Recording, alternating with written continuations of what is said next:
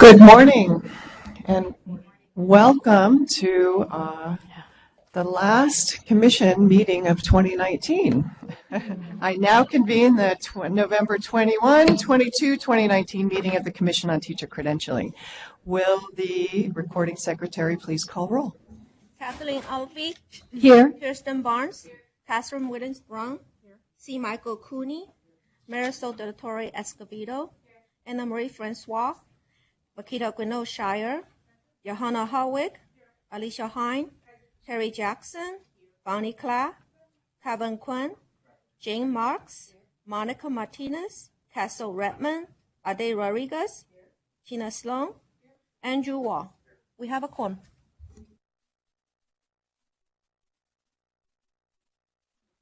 Yes, please. Sorry. Right hand over your heart. Ready, begin. I pledge allegiance to the flag of the United States of America and to the republic for which it stands, one nation, under God, indivisible, with liberty and justice for all.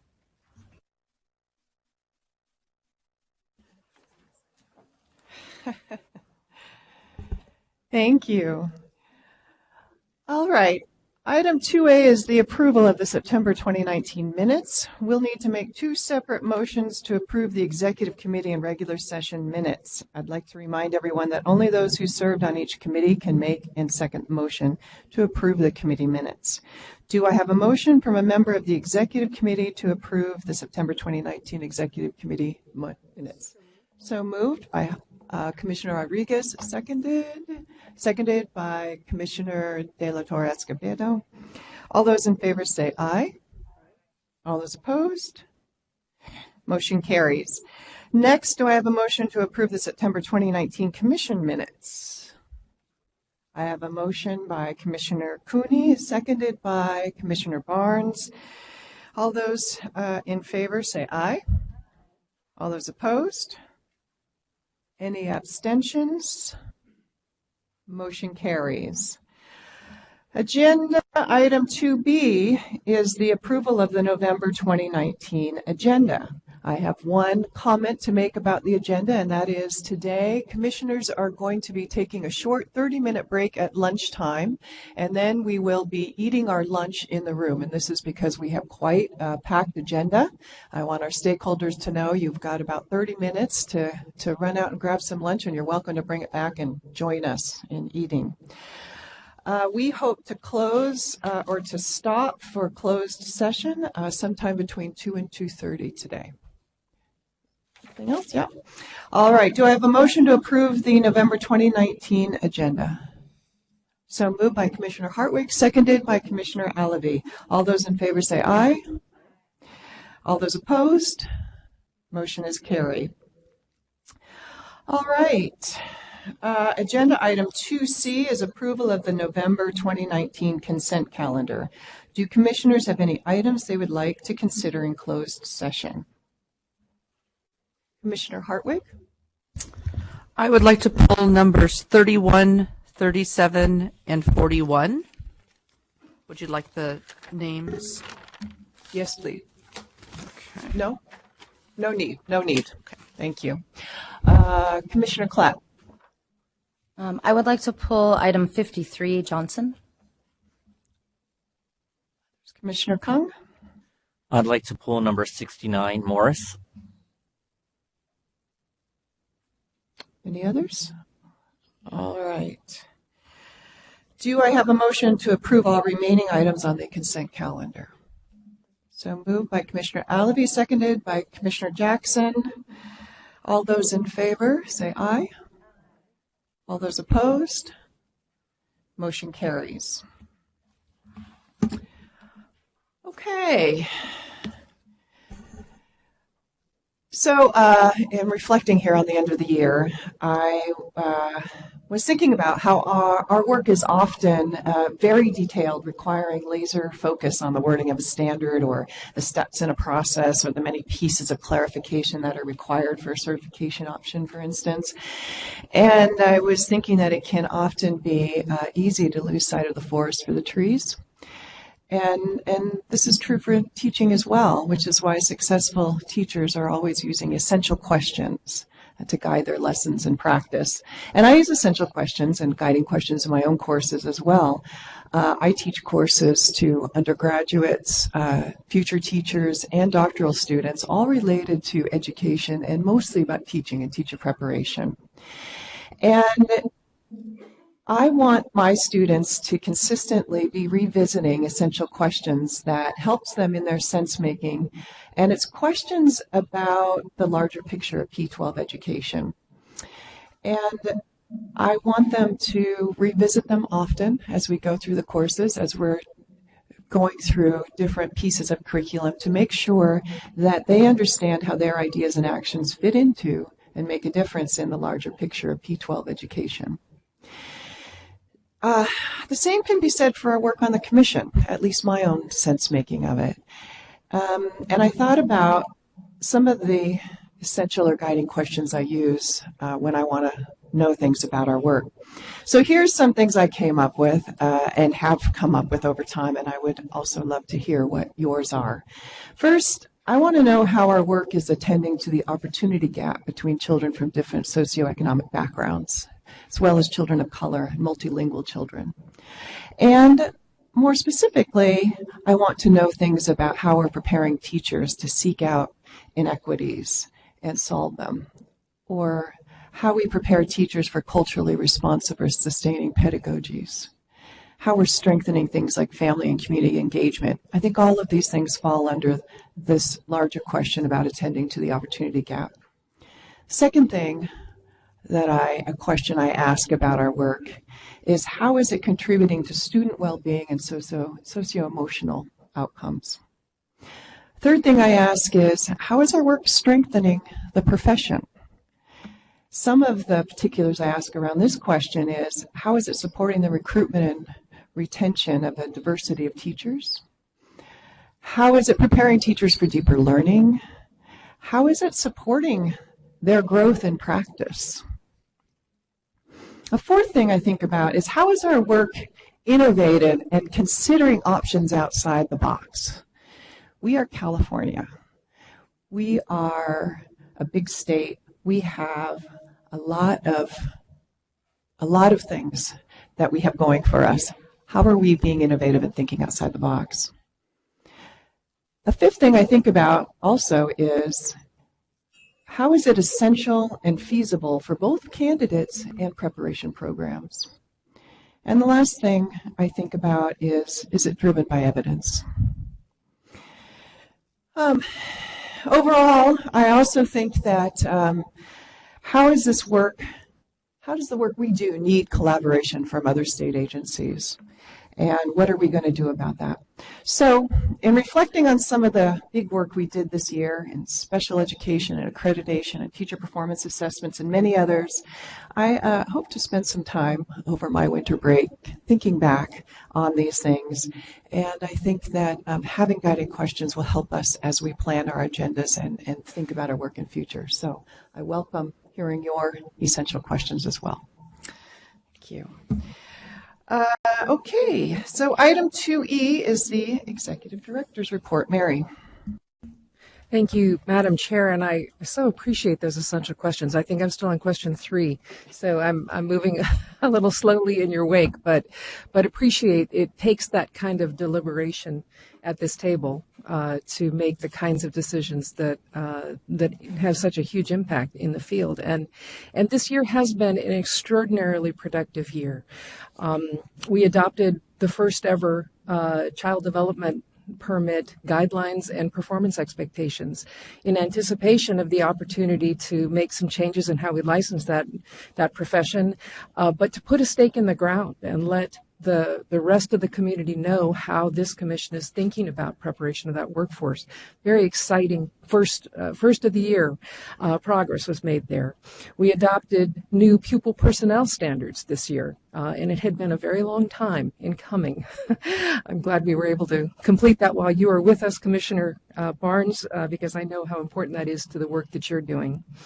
The special education work, and that work continues. I mean, we're making some significant changes in special education, and it's really terrifically exciting to bring special education and general education into a common space under the heading of all teachers or teachers of all students, right? And what does that mean? I think this has really been deep and important work. Another stake in the ground for this commission as the community now of practice makes sense of that and changes programs to really meet that large goal. We developed 2 performance assessments in the last 3 years, and we've got them both online. That's been a staggering but really critical part of our work to create both a very authentic and real experience for teachers in training as they get ready to take on the work, but also as a critical feedback loop for preparation and for the state and our accreditation system. The accreditation system has been undergoing significant change. You're going to get a great report on that this morning from your Committee of Accreditation chairs, followed by some insights into the accreditation data system and dashboards that are guiding and supporting that work. Really, I think some innovative and important work that we're pushing forward. So we're getting ready also to build a new special education teaching performance assessment and looking toward a future that is no less vigorous in terms of the amount and scope and quality of work that we need to produce. So it's a really good time to be together and to have some good guiding questions to think about all of this. I also just want to say I had the opportunity on Monday to hear a presentation by someone from San Francisco Unified School District who was talking about the changes they've made in their middle school mathematics curriculum. And it's profound. They're having some serious impact there in terms of addressing equity gaps and opportunity gaps and seeing opportunities rise for all students in their middle schools. And we'll try and get our hands on a report and share that with the community, because it signifies to me how innovative and critical teachers are, educators are, about solving the problems before them, and taking up new ideas and new innovative approaches to get this job done is just, it's at the heart of good teaching and good leadership in our schools. And I'm so heartened by the kind of endless inquiry into how can we do this better. Because that's what it's going to take in a state like California to really close the kinds of achievement gaps and equity gaps that have been persistent for so long. So I'm moved by educators who are engaged in that kind of work. I'm also moved by educators who have serious events occur on their campuses, by the 26-year-old teacher in Santa Clarita 2 weeks ago who pushed the grand piano up against her door after collecting every student out of the hallway, and sat there in the quiet, in the dark, holding each other together during a vicious, frightening attack in a public high school. And I think about that 26-year-old young woman and what it takes for her to take on the responsibility for the children in her care, and the bravery and courage that goes along with the innovation and the desire to solve the problem. And I'm just reflecting on what a great honor it is to be in this room thinking about the things we think about so that we can prepare and license and put educators of that quality and caliber into our schools.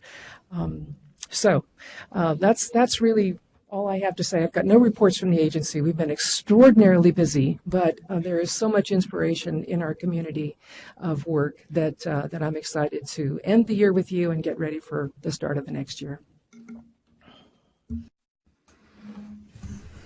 Thank you, Executive Director Sandy. Couldn't agree more. Do any commissioners have items to report? Commissioner Barnes.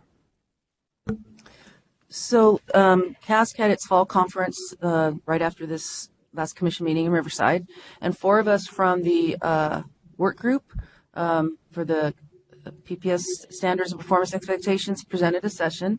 Myself, Elvia, Estrella, Shira Minton, and Catalina Cifuentes. Because we knew counselors and counselor educators who were at the conference might have questions about, why and how. So we were just doing informational.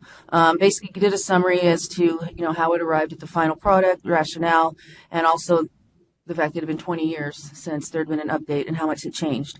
So we were a little nervous because, one, our session was on Friday at 2 o'clock. You guys know how conferences go.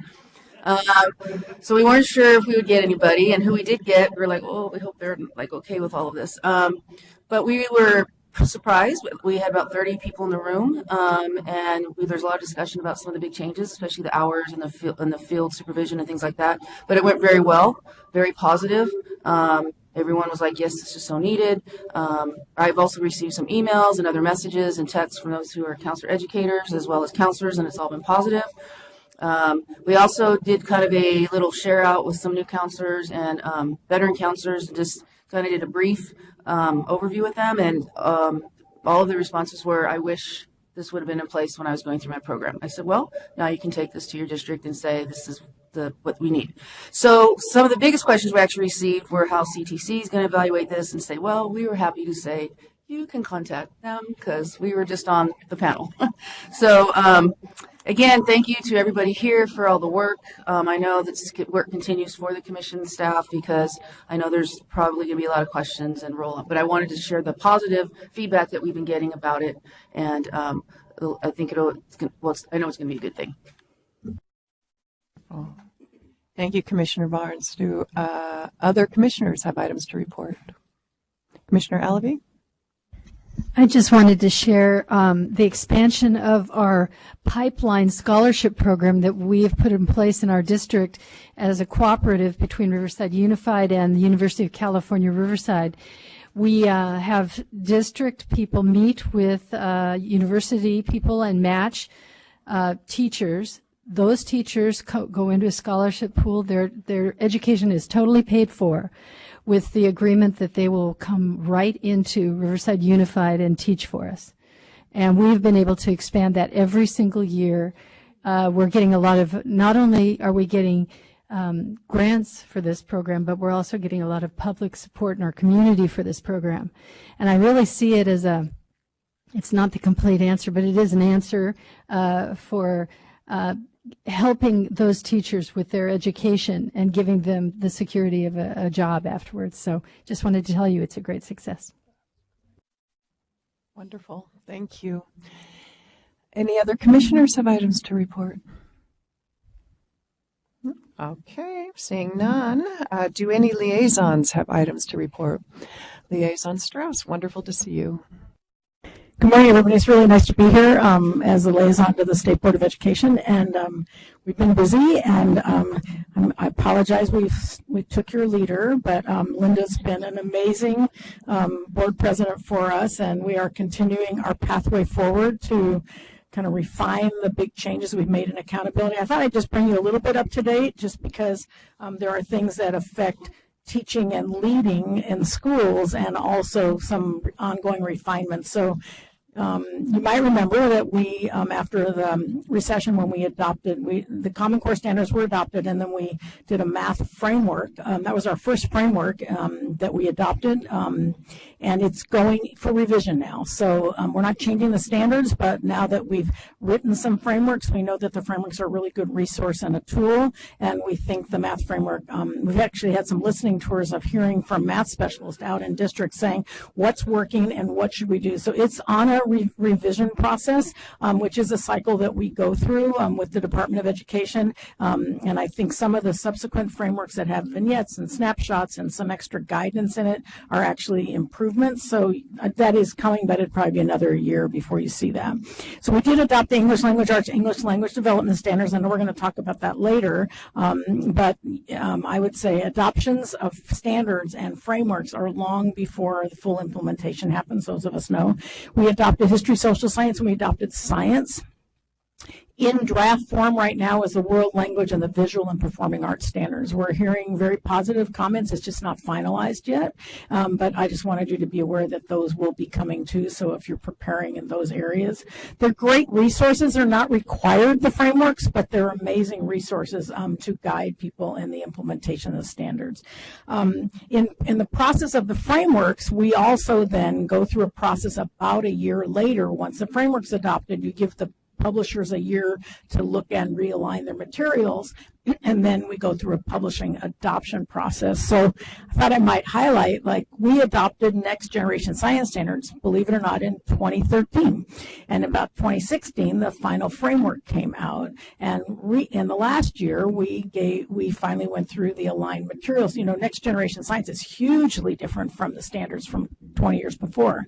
So really, school districts right now are reviewing and piloting. Most people have not adopted. They've been doing some consumables, some supplemental, but districts, according to science specialists, are adopting materials either in the 1920 year or some the 2021 year.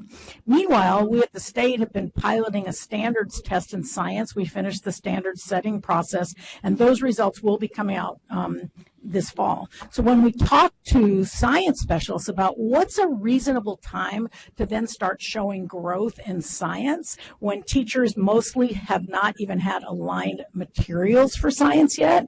So it was an interesting discussion. We have a state group of science leaders who come together. And honestly, they were saying it would take probably till the school year 21-22 till teachers would all have aligned materials in their hands, considering they would have had a year to use them. And that, I mean, this is not a board decision. I'm just trying to tell you how long things take. But that realistically, to assess standards when teachers haven't had fully aligned materials and fully learned the frameworks, and that's just science. So when you think about your elementary teachers who are dealing with all these new frameworks, all these new changes, either they were trained and they're new teachers and they're trying to figure out all the pieces, or they know the old one and they have to make the shifts. The challenge for continuing to work on capacity is really, really important. So I just thought I'd use science as an example, because that's a discussion we're going to have as to when we do set that on our accountability dashboard. And so, the dashboard had previews this week in school districts, and so we've continued to improve our dashboard and to provide subgroup data around our indicators. You might remember we have state indicators that we report with assessments, and we have local indicators. And so there's some clear areas. So I appreciate what Mary was saying, because I was on the call with her on Monday, is that math is an issue for us statewide. Really, it is around understanding the knowledge and the content standards, let alone the pedagogy to teach it. So that's an area. English learners, still an area that we're taking a look at. And special education, which you've been spending much time talking about, is a really important issue for that subgroup. And so another area that districts are looking at is the issue of chronic absenteeism, which is an interesting thing, because I was talking to an assistant superintendent yesterday who said, well, you know, it's those kids and we're just doing the best we can. Well, you know, there are some things we can do. Chronic absenteeism is 10% or more, so about 18 days or more. And so some people are coming up with red marks on the dashboard like, oh my God. And so just if you're out working with teachers and leaders, this is an area where we haven't paid as much attention to, and we need to really give people strategies to work with families and with kids. So just to be aware of that, because the dashboard really gives us the data to decide what are we going to focus on. And a lot of the students that are coming up that are chronic absenteeism are in some of those other categories as well.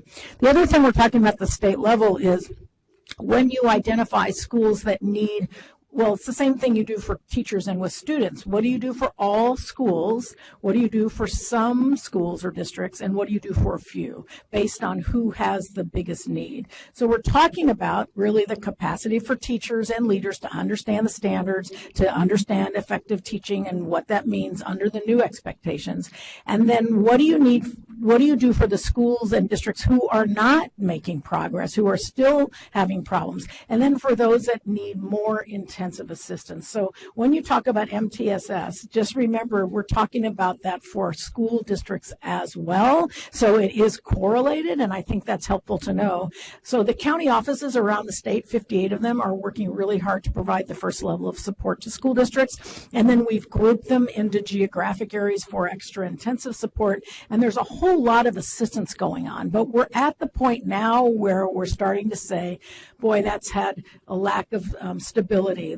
Lots of teachers that aren't fully credentialed. We have to support the principals as well as the teachers. So when you think about preparation and credentialing, remember it's not just the first level of implementation, it's the continued intervention for kids that aren't getting it and for the adults that need the support to do the work. So I just thought I'd bring that up because that is some of our conversation about what does system of support. And we had a really great presentation, if in your free time you could actually watch, but it's on our last board meeting, which was 2 weeks ago. And actually we had El Dorado County and a local school district talk about special ed and the SELPA and what that means for helping school districts. So we are on the process of continuous improvement. I think that's really important to know. And we are really concerned about teacher stability and continuing to grow their capacity and how to deal with all the new standards and implementation. So the new dashboard will be out. It's on preview right now. It's out in another week or two when it's out for public. But if you drill down on the dashboard, if it's a particular interest to you, there's lots of extra data built in behind the tiles on subgroup data, A to G, college and career readiness. We did break the English learner proficiency to 6 levels instead of 5 with a lot of stakeholder support on that. So anyway, we've been doing a lot of work to try to refine this big system to deal with that. And I just think for teacher preparation is probably really important, and leader preparation. Knowing, I was talking again to this assistant superintendent about principals going into classrooms and not knowing enough about the new literacy standards to be able to give the right feedback to support teachers. So I would just say in our credentialing process and our preparation, remember the leaders as well, because they have a really important role to support teachers in the work. But all in all, we're working hard. It's been a really good year. So Linda's been great to have. Sorry, but we're enjoying working with her, and she's bringing her tremendous research to our agenda as well. So anyway, it's nice to be here and to be a liaison from the state board. So I'll be with you today. So thank you. Thank you, and thank you also for that time frame of the NGSS. It helps remind us that important shifts deserve deep processes and time to build real capacity. Oh, thank you. Commissioner Brown. I'll try to keep this short, but I'm reminded, as Eileen was talking as well, that I just wanted to say that the community college system is undergoing a massive college redesign process. So if you hear guided pathways, you'll know that that's the buzzword, to really look at 3 big things. My district in particular has been on the forefront, but it's statewide. And what it's really trying to do is address opportunity gaps, focusing on equity issues and noticing who's getting in, who's getting through, and who is getting out, having met their educational goals, and who isn't. And those 3 pieces that you were talking about, I think, are really interesting, because the community college, as a parallel, is looking at what can you do, what kind of promise can you make to students to take students where they are and help them succeed. That's that college promise. What kind of supports do they need? The second piece has to do with then how do we, as institutions of higher education, provide courses and scheduling in a way that students can understand, that can help them get through. That's really important, particularly for students who are looking carefully at their financial resources. They can't afford to be taking 90 units when you only need 60 to get an associate degree. They just can't afford it. But the third piece that we've identified is transformative teaching and learning. And that piece that you're talking about, Eileen, in terms of ongoing professional development is hugely important. I know that we're about credentialing, but what happens once you get inducted in and keep going through is really, really important. And we're noticing that at the community college level, not just at my early childhood level as well. So that's one thing that I just wanted to piggyback on that, because I think as institutions of higher education, we're in charge of these students and we're trying to prepare them and then help them and for a number of different things. Since we're the teacher commission, we're looking particularly at teacher preparation.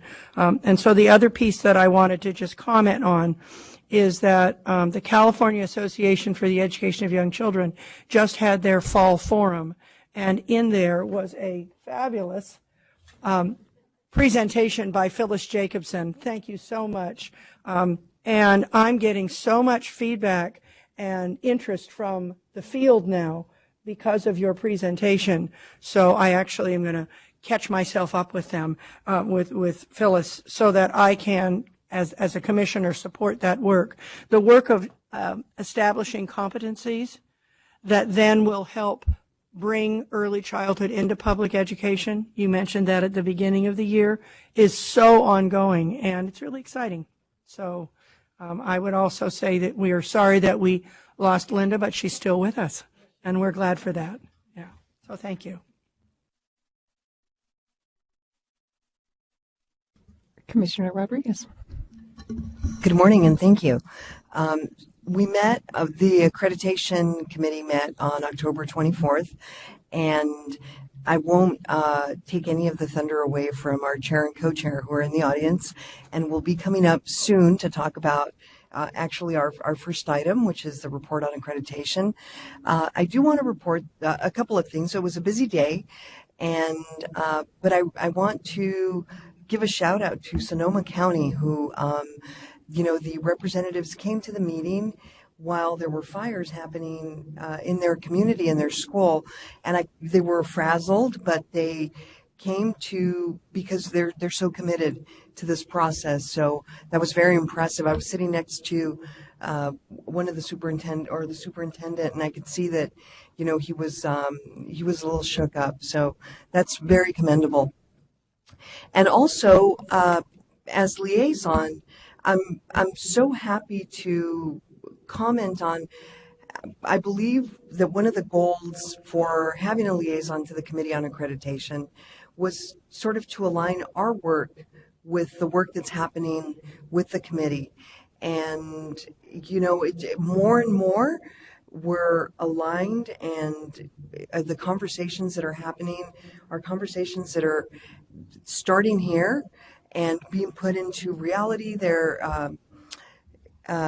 Eileen used the word continuous improvement, or the term, and that's what I was thinking about as I was sitting in the last Committee on Accreditation meeting. The questions that they're asking, constantly looking at ways to improve not only the accreditation process, but the services that are being provided on the ground to the students, all students who will be teaching all students. And so I'm looking forward to the accreditation report, and I hope you are too. Thank you. Any other liaison reports? Okay.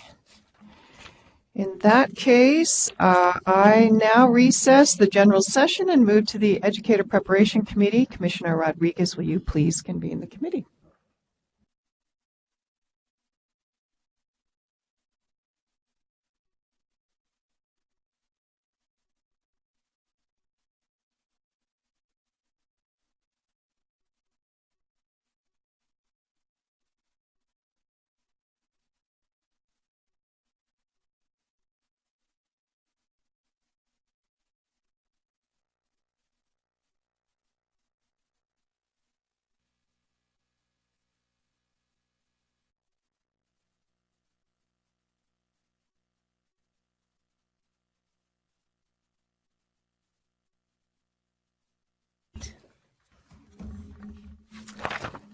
Good morning.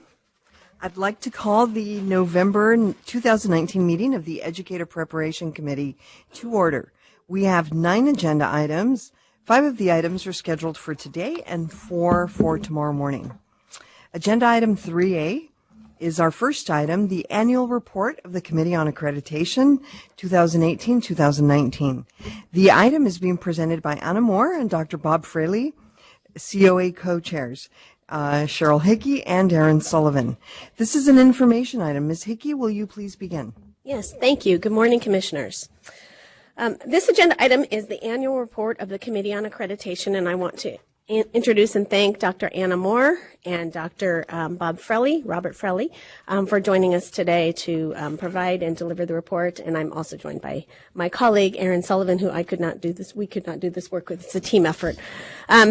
We're aware that it's a fairly long report, and we don't plan to go through all of it. We know you have a very heavy agenda, so we wanted to just highlight some of the things from the past year. There are 3 sections to the report. The first is general accomplishments, and that is sort of our day-to-day work that we do. It captures some of the staff accreditation work that we do on a daily basis, as well as some of the larger work that we've done to continue to implement the vision of the Accreditation Strengthening and Streamlining Project that we did from 2014 to 2016. It's taken a number of years to get some of these items from, vision to implementation. So we want to talk about those a little bit today. The second section talks about the ongoing accreditation system and some of the accreditation decisions that the Committee on Accreditation made this year, and they will talk about that, and then the current work and challenges for 2019-20.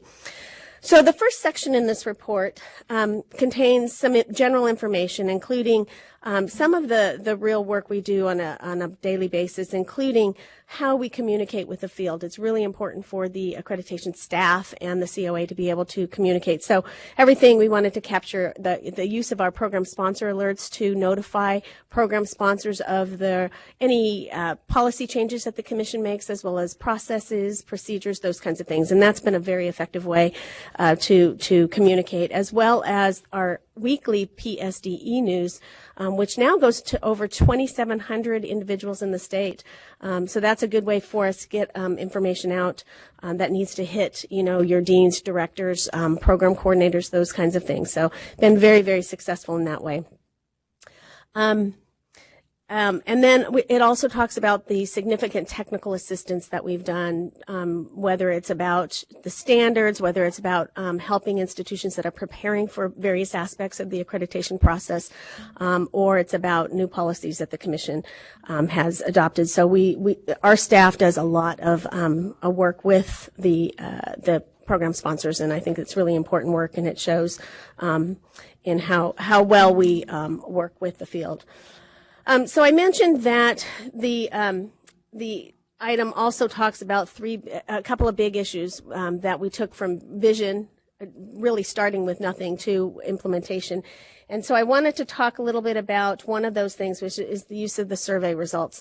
This was a big priority during the strengthening and streamlining. We had surveys a few years ago, but they just weren't, the response rate was low. We weren't really able to use them in accreditation, and institutions weren't able to use them for a lot of program improvement because they just weren't robust enough. They didn't collect enough information. So we have really refocused over the last few years on the use of survey data. Obviously, thanks to the work of some of the Commission staff here, we've been able to really boost the response rates for program completers by the way that we have linked to the credential recommendation process. And so it's right there. It's very easy for a program completer to complete the information. The teams are now using that data.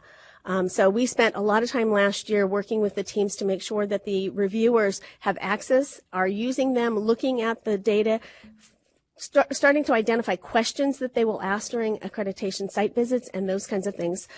We also developed a new completer survey that captures those other credential areas that we hadn't yet been able to capture when it comes to program completers. So things like pupil personnel services and teacher librarian. So that's been a really important group of work that we've done this past year. And then we've also done the annual accreditation data system. You have another item, so I won't go into a lot of detail here. 3B talks a lot more about it. We did go through the first year of data submission by the institutions. Institutions were fantastic. They really worked well with us trying to figure out the system, identifying issues that we need to address, those kinds of things. All institutions successfully submitted in August 2018, and then this year we are starting our second year of data collection, and simultaneously last year we worked on creating those data dashboards that you'll see in the next item. So I just wanted to make sure that we at least highlight that here.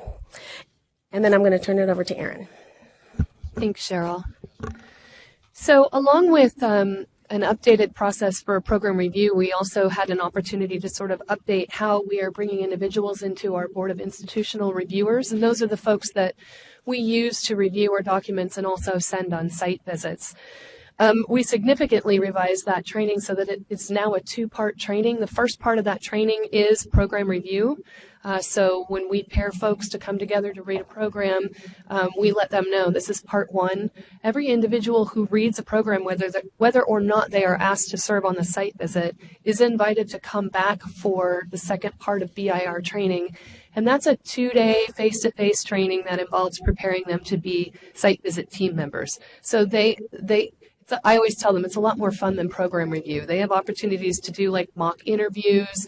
They are assigned roles. So, somebody gets to be the sort of the troublemaker in the interview, and somebody else gets to, be the one who always wants to answer all the questions. But it's a really valuable process. And again, whether or not they're invited to a site visit, we ask them to come to that 2-day training so that once they've completed both of those parts, they are a fully trained member of our Board of Institutional Reviewers, which is really fantastic for us because of all the factors that go into placing people on site visits, like availability, but also conflict of interest and their knowledge, et cetera.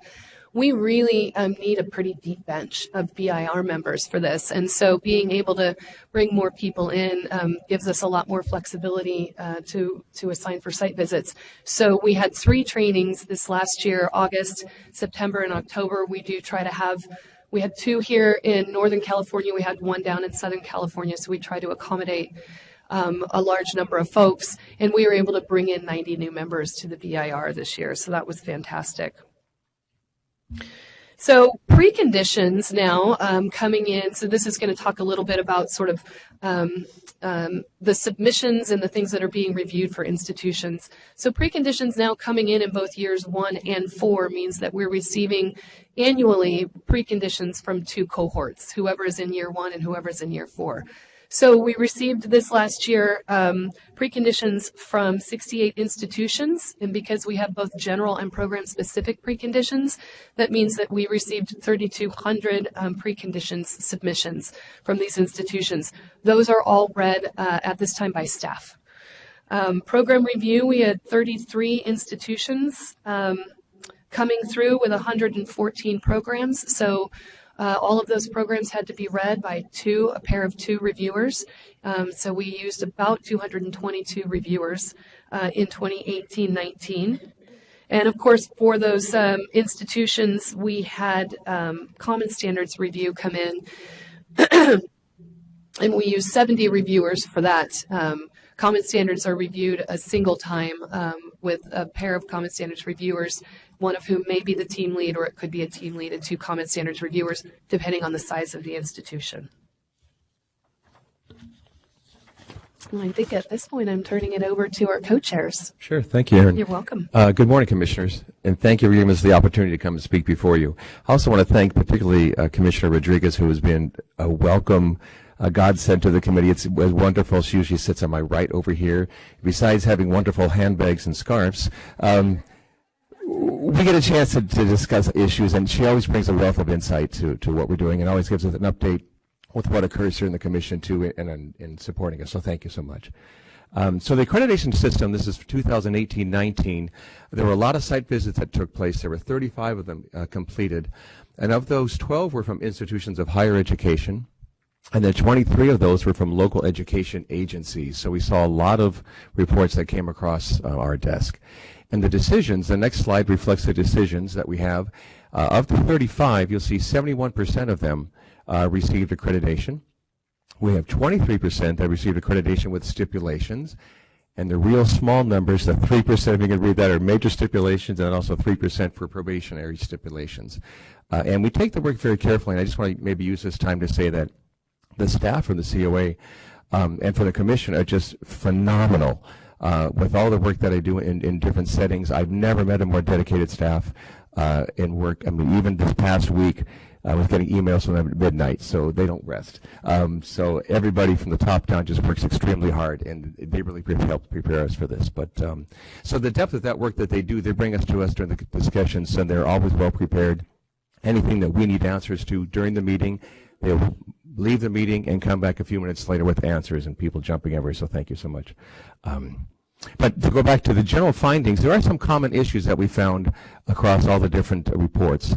There seems to be a continuous improvement system that is informal or perhaps lacking some of the essential components, and so we're trying to do our best to keep them informed with that.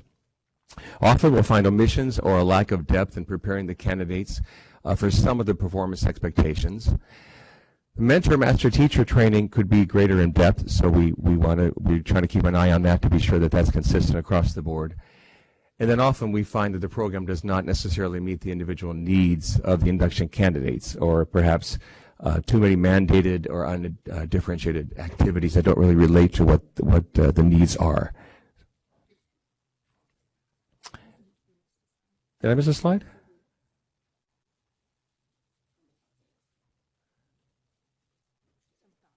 Which one? Oh, I don't have that slide, but these are the good things. I don't have that in my PowerPoint. Okay, so you're up at midnight. You snuck that in without me knowing. Thank you. There are some positive thoughts. How about that? On 2018-19, so 16 out of 35 institutions did meet all the standards. So that's continually improving from year to year. And most induction programs are implementing the new individualized, and it's very mentor focused. That's something that we have envisioned within the standards, and we're starting to see that come to fruition. And the new collaborative and comprehensive system of program review and common standard review, the accreditation website, it's all working, we find, really, really well to prepare both the institutions and the reviewers in advance of the site visit, and it helps keep us informed when it comes before our desk. And at that point, I'd like to turn it over to my co-chair, Anna Moore. Since you took my slide, I don't know. I'm kind of out of order. No, I'm just kidding. I know. The accreditation decisions. First, good morning, and thank you for all the work that you do. It's super exciting to see how we continue to grow and improve as an accreditation agency and a teacher credentialing agency. I've been at this for a long time at many levels, BIR, program review, common standards review, co-chair, COA 6 years, and I continue to be so impressed and excited to be part of this work. And thank you for the opportunity. And of course, another shout out to PSD. I cannot, I don't know when they sleep, but their support for us has been outstanding. If you just go through the report and you look at the numbers in the report, the work that they do, and the institutions, the number of teachers and students that they touch through this work really is astounding. And thank you. We appreciate it. When institution sometimes does not receive accreditation, as you know, and we will ask them for a either quarterly reports or a 7th-year follow-up. And this year we had 5 of those institutions move, or 5 of 6 move to accreditation. And if they need a little more time, we want to give it to them. We're just like you. We are supportive of them growing and strengthening and giving them the third point that they need some time to get the resources lined up to be fully accredited. Accreditation decisions. The 23 new educator prep programs. Over the past few years, we have asked PSD to provide us with more information so that we are not just saying, yes, we know that you're doing the work in those halls of CTC. We want to see the work. We want to see the programs, the summary, the feedback that's given by the reviewers that have expertise in the area, as well as any documentation that's been submitted. And it's appreciated when there's people from the institution there to answer our questions. We've asked for more evidence over time rather than narrative, as is true with the whole accreditation process. Not just telling us what you think you'll be doing, but show us your tools. What is the evidence? And so that's been really helpful. We're having a lot of conversation around that. We oversaw the status changes of some existing programs. 14 programs became inactive and 37 programs withdrew. There's a correction there. 4 institutions actually were closed as an approved program sponsor. Primarily, it's multiple subject intern, single subject programs, and induction programs, teacher induction programs, as we have cohorts that join together and become larger groups of teacher induction to capitalize on resources that are available to them. We have the deaf and hard and hearing and school nurse programs that went to inactive, and that's unfortunate because we don't have very many. So if you're out there listening, we need you. And with that, I'll turn it over to Erin. Thank you. Yeah, so looking forward, we've been talking about what we accomplished in 1819, and just to give you then a sense of what's coming in 2019, or I'm sorry, yes, 2019-2020. We're in the orange cohort right now, so those are the site visits that we're attending to. There are 33 of those site visits. We have 1 more to complete this fall, which will make 5 for this fall, and the remainder of those will be accomplished in the spring. We did, for the red cohort, who are in year 5, which means they're submitting program review in October, and then they'll submit common standards submissions in late February. We have 33 institutions in the red cohort. We are currently involved in reviewing all of the program review submissions for them. There is about 145 programs across those 33 institutions in the red cohort, which is up from, I mentioned, 114 in the orange. So we're coordinating just under 300 reviewers for program review. Program review dates started late October, and we've been doing 1 or 2 a week each week since then, and they run through January. Common Standards Review, as I mentioned, those submissions will come in on February 28th, and those submissions will all be reviewed. That will be 33 Common Standards reviews that we will accomplish in the spring. And then we're looking for preconditioned submissions from the next 2 cohorts coming in March, and we'll review those as well. Okay, and then we wanted to talk about a couple of other priorities.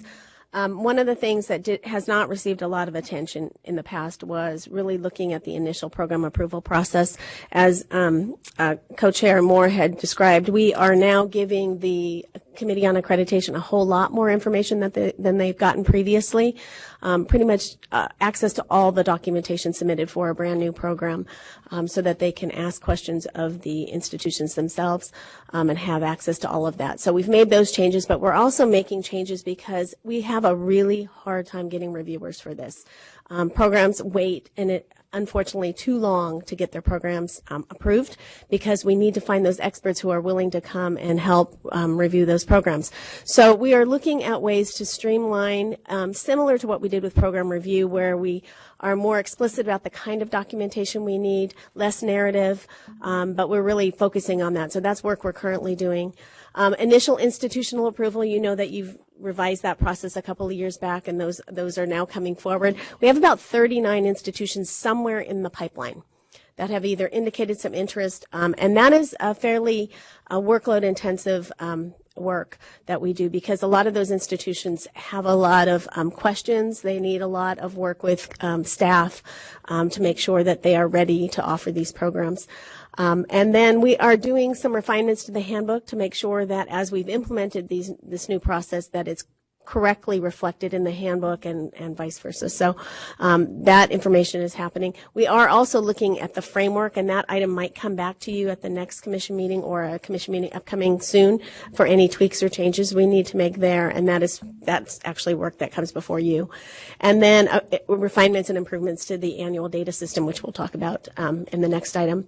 And continued partnership with the national accreditation bodies. There are now 2. So CAPE is the one that morphed from the old NCATE-TIAC process. Those are previous accreditors. We are continuing our relationship with them. We finally have had our first institution in California CAPE accredited just recently, Loyola Marymount University. We've had one other visit. They have not taken up that decision yet. CAPE only does it twice a year. And then there's another institution coming this spring. So we're learning a lot about that process. It's very new, and there are a lot of challenges with that. And then lastly, there's a new accrediting body, AQUIP, and we have one institution that has come forward that is looking to seek AQUIP accreditation. So we are working with both the institution as well as AQUIP to have a formal agreement about how we'll work together in the future. And then Common Standard 5, which was it's the standard that asks institutions to say how an institution knows they're making an impact on student learning and candidate learning. And so there's a lot of discussions that we've been wanting to have with the field about that standard, identifying what kind of evidence, where the bar should be held, those kinds of things. That was always intended to be part of an ongoing discussion with the field. If you'd like, Cheryl, I can say a little bit more about You can that take on the this rest. slide. Yeah. So Common Standard 5, which is the Program Impact Common Standard, was really a new common standard when the commission adopted this new set of common standards. And it's the standard that really asks the unit and its programs to evaluate and demonstrate that they're having a positive impact on candidate learning and competence and on teaching and learning in California schools. And since this was new, the first couple of years of implementation, we we didn't have some real strict guidelines or parameters around what institutions should submit. We now, since we've been receiving things over the last couple of years, have been able to take in and evaluate, sort of analyze what it is that we've been seeing and provide some guidance to institutions on what we think is good evidence to provide to us. So, we're asking institutions now to provide us with both, qualitative and quantitative data, along with a narrative description in which they really articulate their claims around positive impact along with that data. And I think Cheryl mentioned this. We did just do a Common Standards webinar a couple of weeks ago, and we spent a lot of time. We talked about all of the Common Standards submission, but we did spend a lot of time talking about Common Standard 5 and provided institutions with some examples of what we've seen come in that's been really valuable data, how we've seen it be organized in a very nice way. So we really provided some guidelines. Here's some good data that you can provide. Here's a great way for you to organize that when you send that in. So I think that's been really, really helpful. Along with sort of making some new headway with Common Standard 5, of course, we've got a lot happening around the new PPS and the new special ed standards. So for both PPS and special ed, we've got transition plans, templates that are available. Those plans are going to start coming in for both programs starting in January. The special ed programs have until the end of June to get their plans to transition in. PPS programs have about a year to do that. Of course, the special ed programs then also have their plan to implement, which comes in a little bit later in, I'm sorry, I have that written down. Plans for implementation are due by October 31st then of 2021. And something I think that's really nice about the plan to implement for the SPED programs is that it mimics program review in a lot of ways. So we're asking for about 5 things in those plans to implement. And they mirror 5 of the 7 elements that we then ask for in program review. So we are having some conversations, certainly internally and with programs, about how we can maybe mesh those things, especially for programs who are submitting their plan to implement in the same year that they're also submitting program review, and how can we make that work in a really smooth way for those programs. For institutions that have gone through our new approval process and received that provisional approval within the last couple of years, we're having our first focused site visit for an institution that received provisional approval. That is an LEA, and that will be happening in May. And then our second one is happening actually, hopefully sometime next fall, and those are really starting to get underway. Then with the following accreditation year, I think we have about 5 or 6 of those new provisional approval institutions that will be having a focused site visit. So that's a lot of information.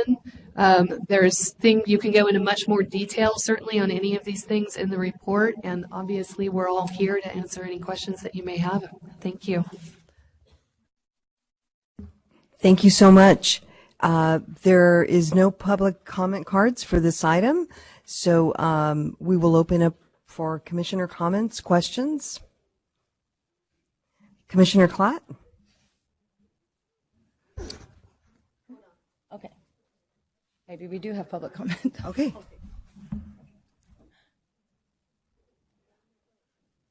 So the public comment portion is now open, and we have 2 public comment cards. Ivania Soto, if you would please come up and state your name and affiliation.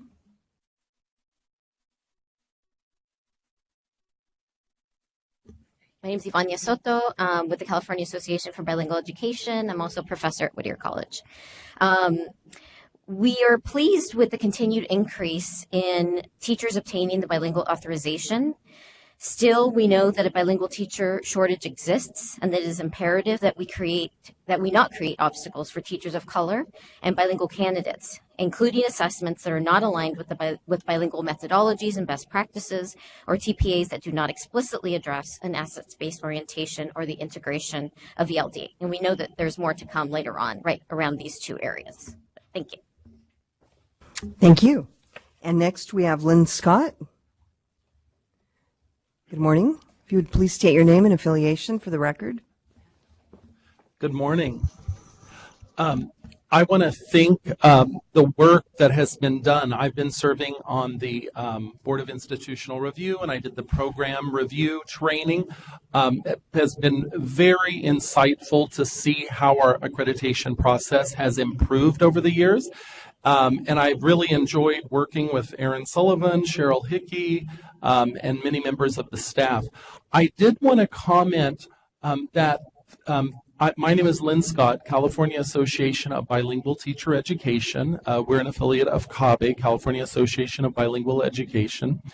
And we are trying to get more people who are familiar and who are experts in bilingual education to serve on program review, because that is an ongoing need, that there are qualified individuals. So it's one thing to have a great plan like that has been developed, but then we really need the people in the field to get the word out. And that's one area with the increased demand for bilingual teacher educator, bilingual teachers, and the increase in bilingual teacher program preparation at the IHEs, that we have more people who are available to serve on for program review and for the accreditation site visit. So that's what we want to keep working with the staff and you to support that need. Thank you.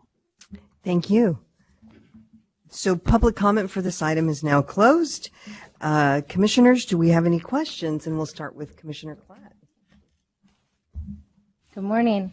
And thank you for the item. It was, my question is more, I guess, kind of a philosophical question than a question. I think the information here was very clear and helpful, so thank you.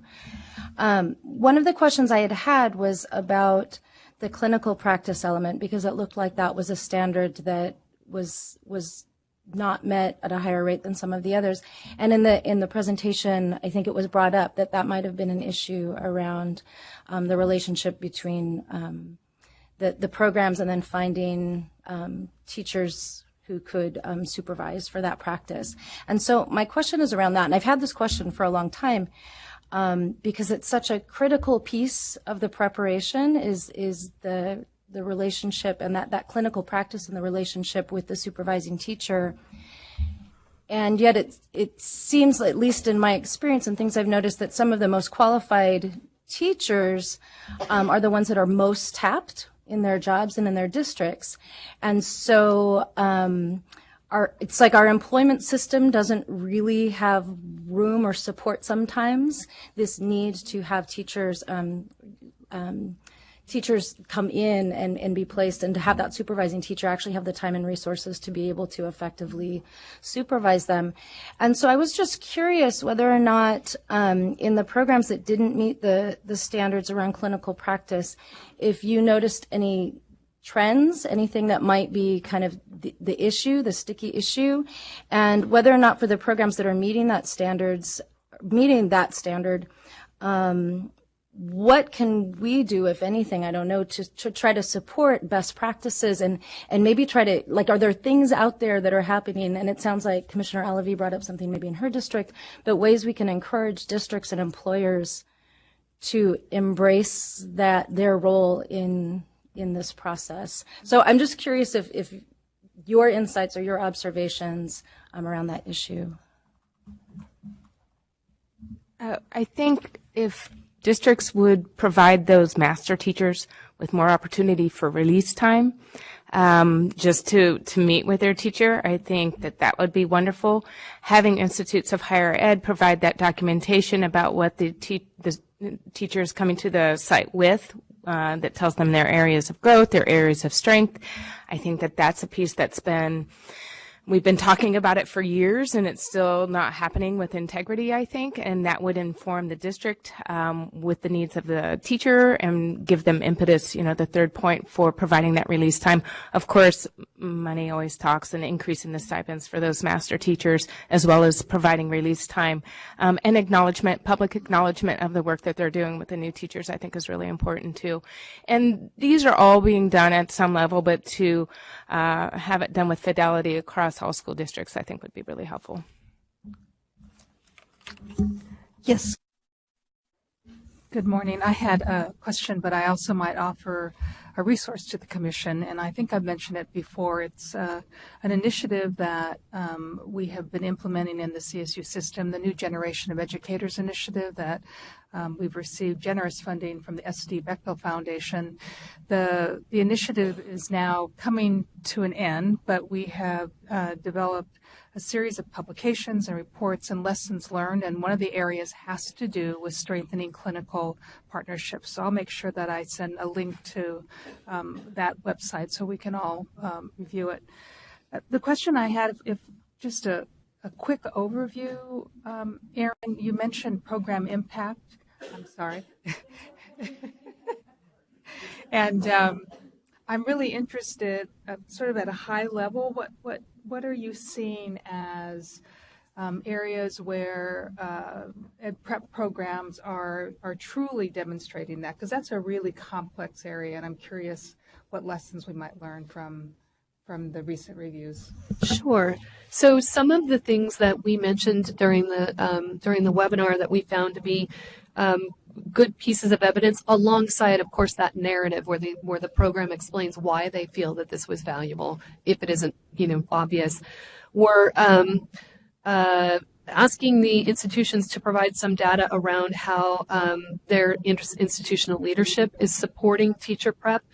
How are they providing maybe workshops for local teachers? So is the institution providing PD kinds of things and inviting teachers within their service area to come to those kinds of things? Of course, the employer survey is a good piece of data, so we just reminded them that that's there.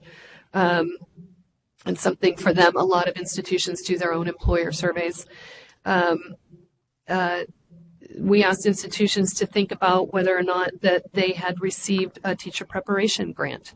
Not just one of the ones that was administered by the commission, but other kinds of grants that are out there, and then to talk about what they learned from that grant and what were the services they provided. Are there literacy programs maybe that their faculty are running and providing to candidates, information about lab schools, those kinds of things. So those were the kinds of things that we saw that were valuable pieces of evidence. Not just regarded by its staff, but also from what the site visit team saw during their site visits. Does that answer your question? Okay, you're welcome. Commissioners, any other questions or comments? Dr. Moore? Not a commissioner, but I just wanted to make one more comment just as we were giving acknowledgement to everybody's hard work. On page 3 of the report are the names of the members of the Committee on Accreditation who were all nominated and interviewed to be part of the committee. They spend countless hours reading through lots of documents. As scintillating as it is, we really want to acknowledge all the work that they do. They come to the meetings with thoughtful questions and always putting students first and teacher prep at the forefront of whatever we do. And of course, my co-chair, Dr. Frelly, is a pleasure to work with. So I want to say thank you to the COA out there if you're listening. I echo that. Absolutely. Yes, Commissioner. Thank you.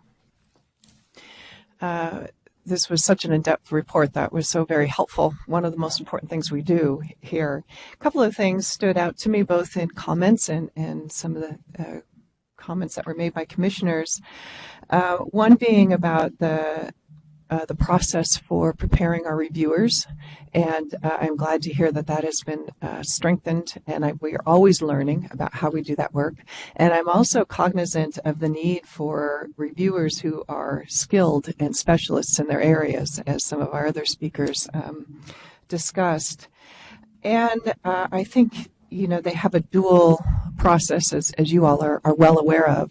I really liked hearing about the transition plans and the ways you all have been thinking about. Let's ensure that the transition plans are requiring programs to think about what they are actually needing to do for the review. But it's not only about what they're doing for the review, right? It's about what they're doing for their practice. And it's almost like the transition plans are sort of the formative assessment piece, the assessments for learning, and then they get feedback from reviewers and from CTC staff to improve on their practice or not. If they don't reach the level of practice that we require them to, then in the summative assessment, it's a yes or a no. Oops.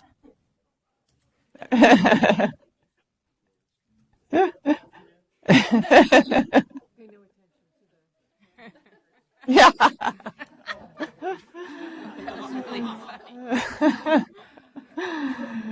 All right. I told you this was important work. So I am pleased that we're paying attention to who the reviewers are, and I think it's something that we have to continue to think about in order to get enough, particularly if we're having a problem with those reviewers for initial program approval, since that seems like it's a pretty in-depth process. Right? So something for us to continue to pay attention to. The other thing was the discussion that Commissioner Clapp brought up around partnerships, and this is always a critical piece in our work, and it leads to the larger question about what is our role in preparing teachers? What are IAG roles? What are district roles? What is our joint participation in that? And this is such a critical piece that I do know programs are always sharing with each other their ideas and what they do and how their partnerships work. And I'm pleased to see that CSU has come out with an in-depth study about this. I really look forward to reading that report. But I also think that this is these exemplars of exceptional practice are really important, and we've talked about it for a while here. That is there a process by which we can identify strong exemplars? Because I do believe, too, that we have reviewers who are volunteers who come from multiple different contexts, and even though we can provide them with 3 or more days of training on how to review sites and how to interpret standards, you still come from a context that you work within. And I think exemplars of exceptional practice can really offer a way of seeing what's possible both in your own institution and when you're looking at others. And I know we have started some of this, but it may be something that we really want to try to focus on now that we've gotten a lot of our good implementation work underway. And I think that was the challenge, is there were a lot of pieces that needed to be put in place, and having some sort of fair and consistent process for identifying the exemplars. We had started that work. We have identified a process that could be used. We have not implemented that yet. Mm-hmm. So certainly now that these other pieces are more settled, I mean, they need refinement, but they're more settled. We certainly could start to think about that again. Mm-hmm. Absolutely. Good. Then the last thing I just wanted to note is something Professor Moore mentioned about the deaf and hard of hearing programs that have closed, and it brought me back to the fact that the deaf and hard of hearing CSET is one of the lowest pass rates of all of them. All of these things are often intertwined, and I would really like to know a little bit more about why we're seeing fewer and what we might do and what the needs are, I guess, at some future point, if any. It doesn't have to be now, but if you don't know. But So we have very few DHH programs. We did lose another one this year. There's rumblings that there may be one coming through the pipeline this year in Northern California, which would be good because there's not one in Northern California from what my recollection. They're small programs, and I don't really know why. I can't give you an idea of whether it's cost, whether it's enrollment, whether it's with those reasons. But it is disheartening to see that one closed this year, and that there are so few, anyways. There are a number of smaller programs that we're kind of keeping an eye on to make sure that they stay open. But we don't control that part of it, but certainly if there are things that we can do to encourage more programs in that area, we'd be happy to try to do that. Great. All right. Thank you. And finally, I'm going to go back and look at that webinar and see those examples that El Dorado School District provided on the impact piece. I think we could all benefit from learning more about those pieces, because that's an important part of our work as we're moving into this far more evidence-based accreditation system than we have before. So thank you for your work. Yes, of course, Dr. Phillips. Just to quickly follow up on what Chair Sloan was saying as far as what the programs do to succeed and move through the process. I think one of the more successful programs or process of the COA is that it's the review of the feedback that the institutions get and the reflection that they do, and then their choice to implement that. And it's really refreshing for us to see them come back before the committee and just to, almost like the light is turned on and they're starting to make the progress, and they feel better about what they're doing, and you can just see it in their mannerisms here at the table, and they're excited to be involved, and they're constantly seeking questions. So they come, and I think you could speak to that too, they come before the commission or the committee really wanting to learn, and that's one of the great processes that I think we do. And then lastly, I want to thank you all for the prep that you do. We know how much reading we have to do. I can imagine yours is tenfold.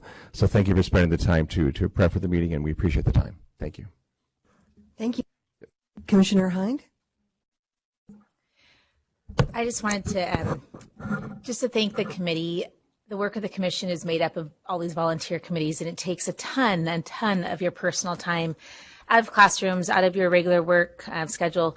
And so I really appreciate it. The report is great. I want to give a special shout out to Jerry Morrison, who's my my buddy back from state council days on CTA. And I'm so glad that he's still part of the committee.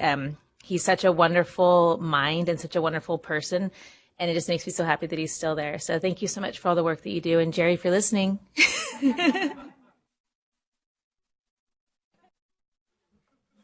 Absolutely. Thank you again. And thank you for everything that you do. We really appreciate it. So this was an information item. No action is needed at this time. And again, thank you, Dr. Moore, Dr. Freely, Ms. Hickey, and Ms. Sullivan. And so this is action item 3B, update on the accreditation data system. This item is being presented by Cheryl Hickey and Terry Clark.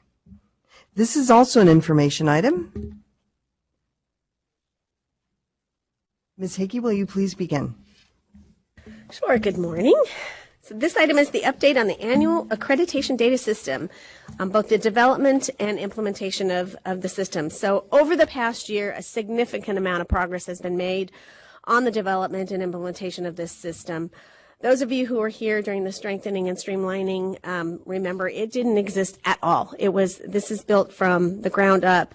And it really was an effort on the part of the Commission to create a data system that could do a few things. First, the Commission wanted to capture a number of facets about educator preparation programs operating in California, such as how they're delivered, whether they're online, face-to-face, combination, those kinds of things, and to whom they're delivered. So are they undergraduate? Are they graduate programs? They wanted to collect basic information about programs such as your length of the program, the number of clinical practice hours, those aspects of the programs, and to help answer important questions and provide information for state policy considerations, such as more real-time enrollment information and more timely program completer information.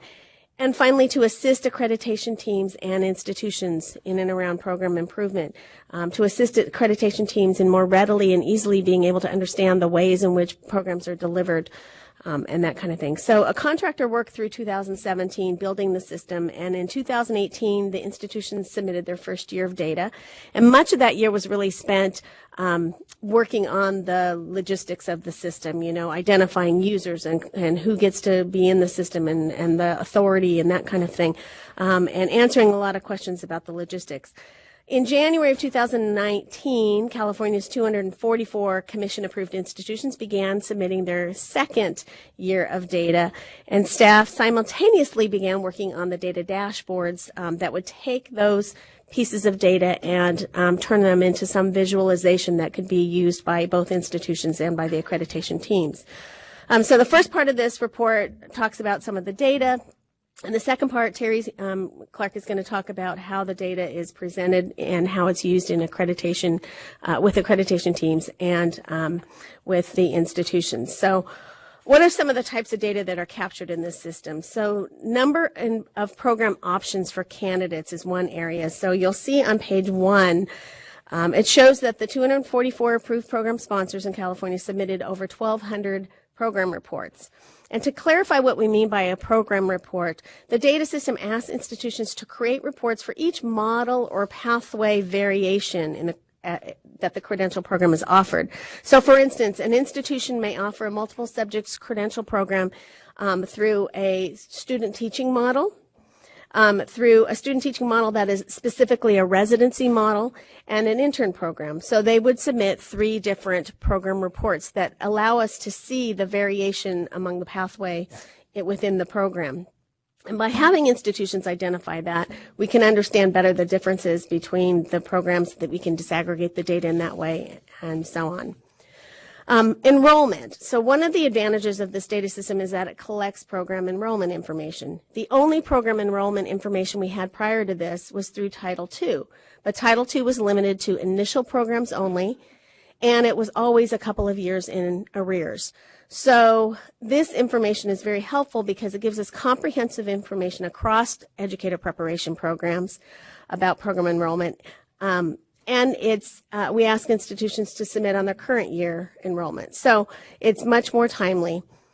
Programs are asked to report the number of newly enrolled candidates and the total of continuing candidates. So candidates that are not starting during that program year but are continuing their education. And together these numbers give us the total enrollment. We're currently working on addressing a couple of issues with respect to this. One is in the area of dual candidates or dual pathways. Right now, those candidates who are completing 2 programs are counted twice, and we can't sort of disaggregate how many are actually seeking 2 credentials. So we're working with a contractor right now on some enhancement to the system to figure out a way that we can capture maybe pathways that are specifically for dual enrollments, or that result in 2 credentials. Program completers. The system also captures the number of program completers as reported by institutions. Of course, the Commission has its own credential system that can tell us how many credentials were issued, but it doesn't tell us how many completed a program. So this is new information for us. It also asks about how many completed within the length of time of the program design, and how many completed within a year and how many completed beyond a year. Time to completion is a notoriously difficult data source to track. And so we attempted to base this data on how the program is designed, and then to figure out how many complete within a year and how many beyond a year. We may need to tweak that over time as we try to figure out whether that's working or not, but I think for the most part, so far, it's helpful. And then, of course, the data system collects undergraduate versus graduate programs. We can never answer the question to policymakers how many are at the undergraduate level. We are hopefully able to do that. Now, you're probably doing the math in your head as you look at the data in Table 2B on this, and remembering that we had a number of grants for these programs. And remember that these were planning grants, so we anticipate that these numbers will increase over the next couple of years. It also asks for preliminary teacher prep by clinical practice model.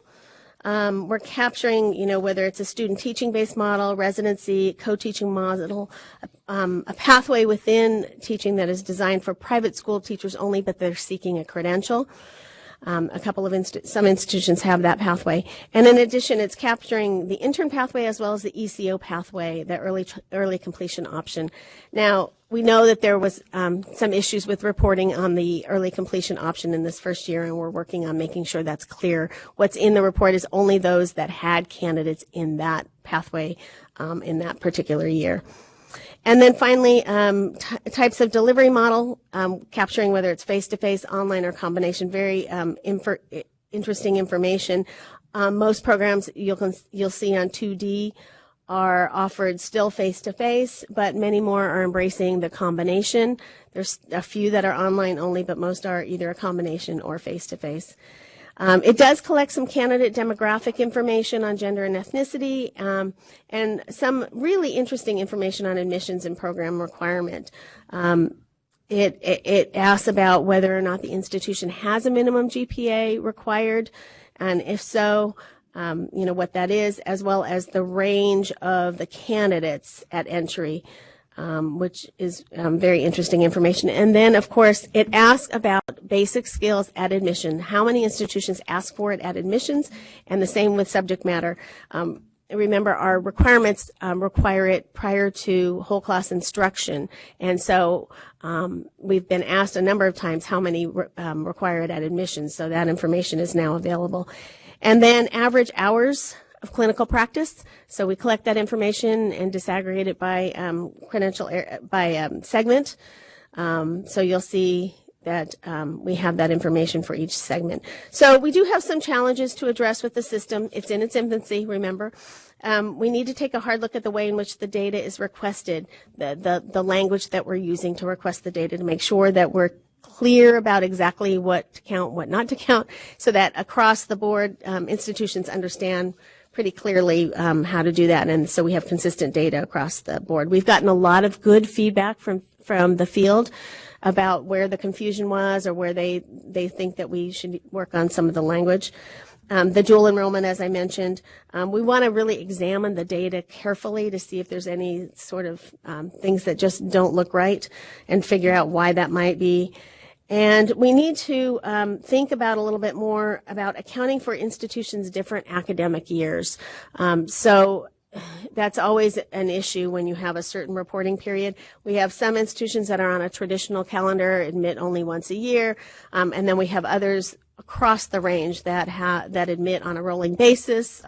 So for the most part, we think we capture it okay, but we probably could do some more thinking about that. And institutions have been very helpful in helping us try to figure that out. So we do have some tweaks to be done over the next few years, and we hope that it will improve over time.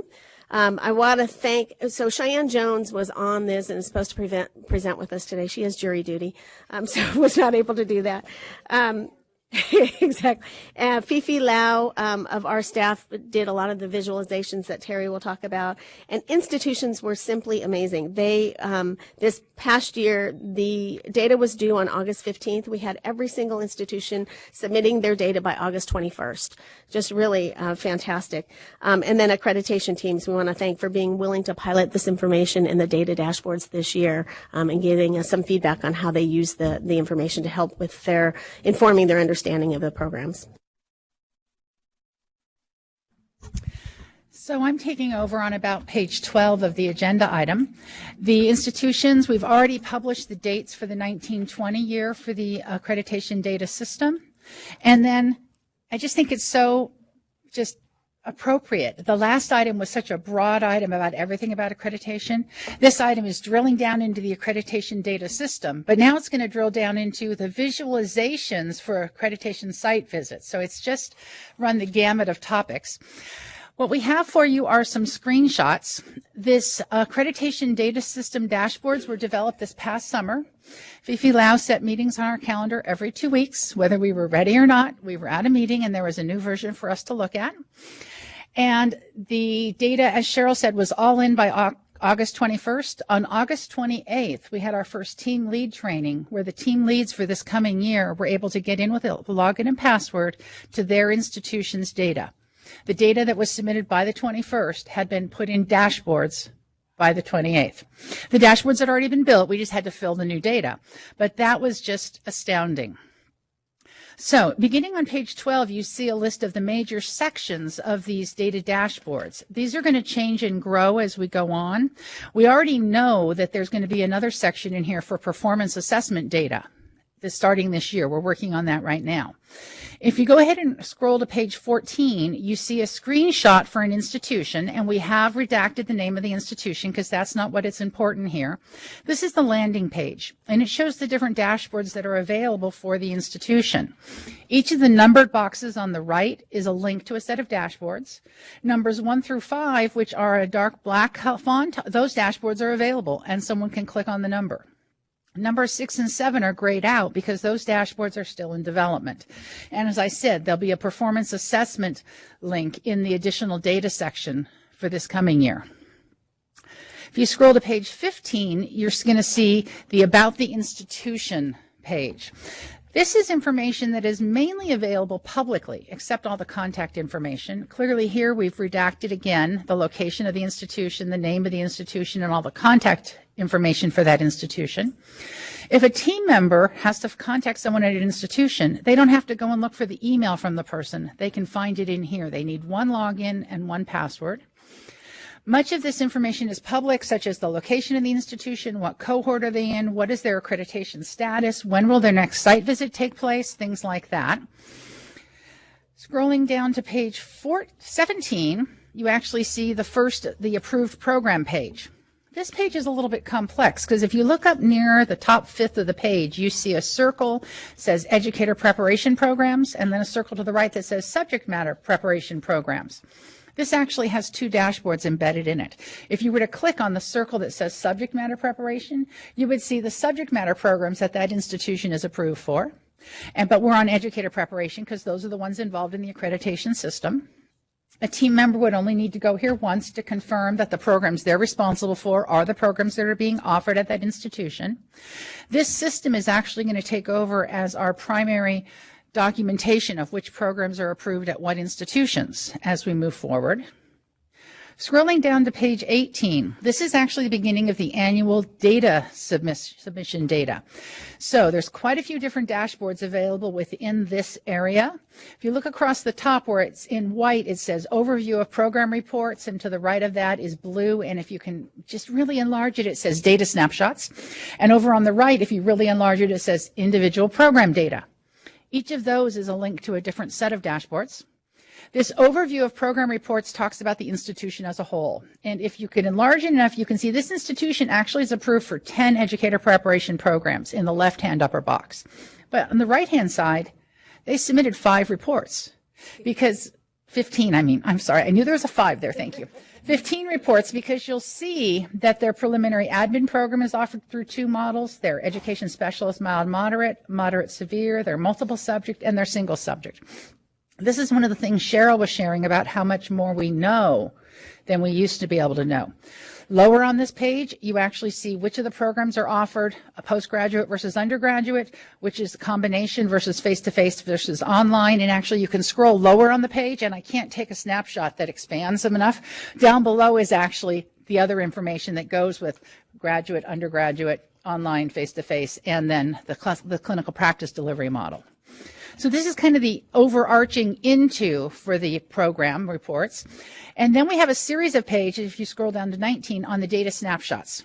Now that we've clicked on data snapshots, and that's the white area at the top, you'll see there's a 1, 2, 3. And the same way as before, 2 and the 3 can still be clicked on. We are currently on page 1, so it's a little bit grayed out.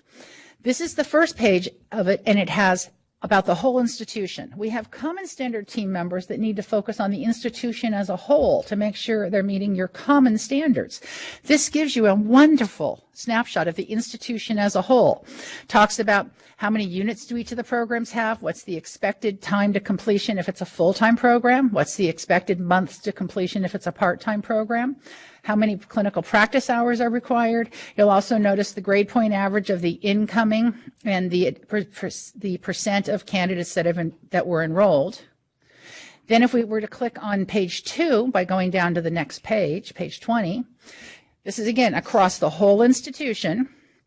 You see graphically shown postgraduate, how many total candidates, 563. How many are new, 376. How many were continuing? One thing that we really had kind of just assumed is that, oh, teacher preparation is a one-year enterprise. Well, if you look and scroll back up earlier in the item, you're actually going to see that there were over 40,000 new people who enrolled in 18-19, but there were over 40,000 people who continued into teacher education or an educator preparation program from 17-18 into 18-19. Not everything here is a one-year time frame. So all the pages in this data snapshots are institution-wide. Going down to the third page, you actually get all the institutional programs by their delivery models, by how many candidates were enrolled, and by how many completers were reported for the prior academic year. That's all institution level. Scrolling down to the next set of pages, it's actually the individual program reports. And for each of these, the reviewer has to pick a program. And if you could enlarge it really well, you can see where it says select credential program in the upper part of the document on the right-hand side. It says multiple subject. There's actually one of these for all 10 credential programs at this institution. And the reviewer who's doing the multiple subject program would spend a lot of time in the multiple subject versions and would not be over in the preliminary admin or in the clear admin. That reviewer would be over there.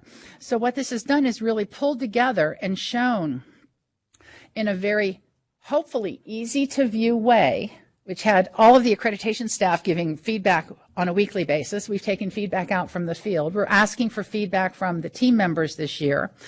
All the institutions that are hosting site visits this year do get a login and the password to their own institutional pages about 2 months before their site visit is going to take place.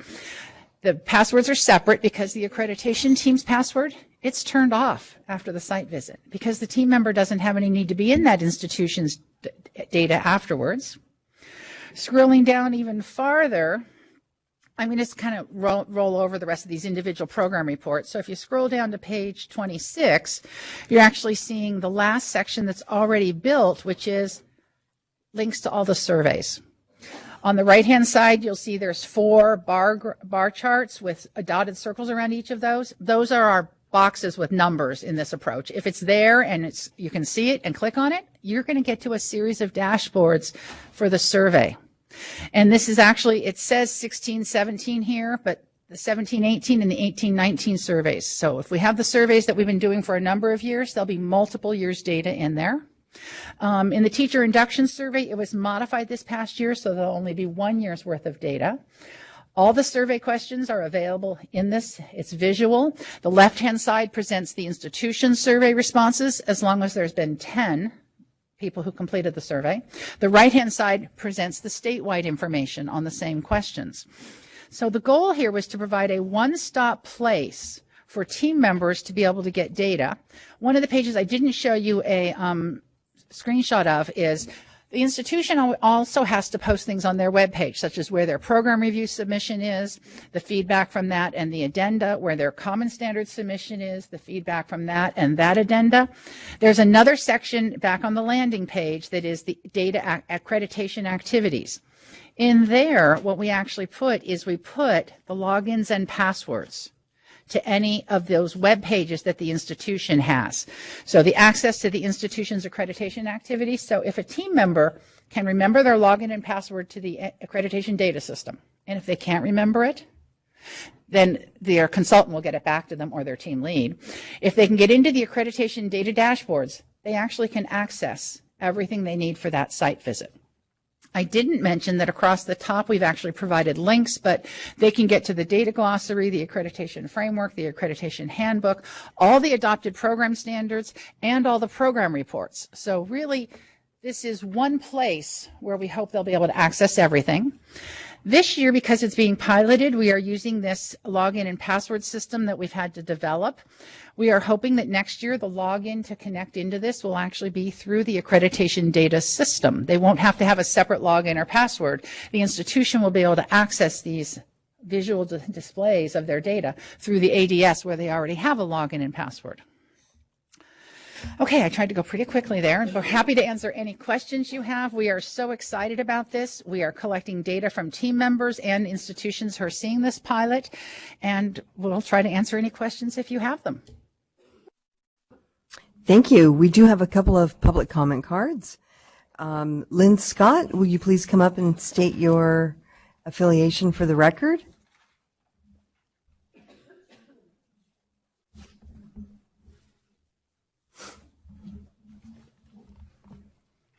Good morning. Lynn Scott, California Association for Bilingual Teacher Education, an affiliate of CABE, California Association of Bilingual Education.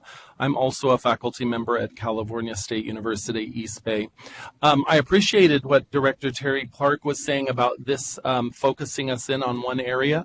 I have been very fortunate in serving on different accreditation teams to be looking at some of this data remotely so that it's not so intense just on that site visit. Really, we go in more prepared so we can focus on specific questions. So if, for example, I was looking at something around bilingual authorization, I would have background knowledge before I get to the site visit that can be more specific, that really promotes the whole idea of continuous improvement. And that has been, I feel like that's our mantra that we are really focusing on, that it's not just a one-time visit every 7 years, but it's a continual process throughout the 7-year cycle. What you'll notice in some of the tables, if you look at bilingual authorization, these snapshots are allowing us to see that, for example, in a prior year, we had 500 candidates who completed a bilingual authorization program. We have over 600 who are currently enrolled, but then we know that there, as Director Clark mentioned, there are 300 that are continuing beyond that first year, or they're in a different cycle. This still promotes to us that we need more bilingual teachers. So that's the focus. What we don't know, though, is because there is an exam, we're not able to track those who took the exam route only versus those that took an entire IHE or LEA-based program that might have included an exam. We aren't able to see how those teachers perform over the long term. Because once they have their credential or they have their bilingual authorization, they have their bilingual authorization.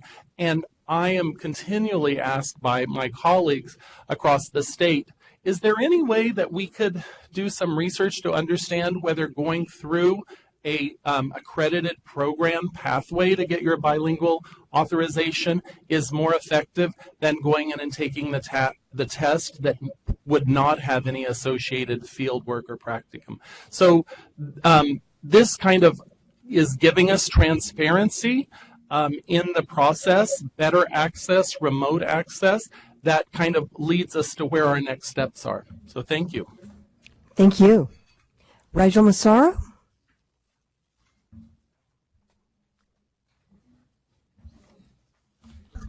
Good morning, Commissioners. Rigel Massaro with Public Advocates. This is so exciting.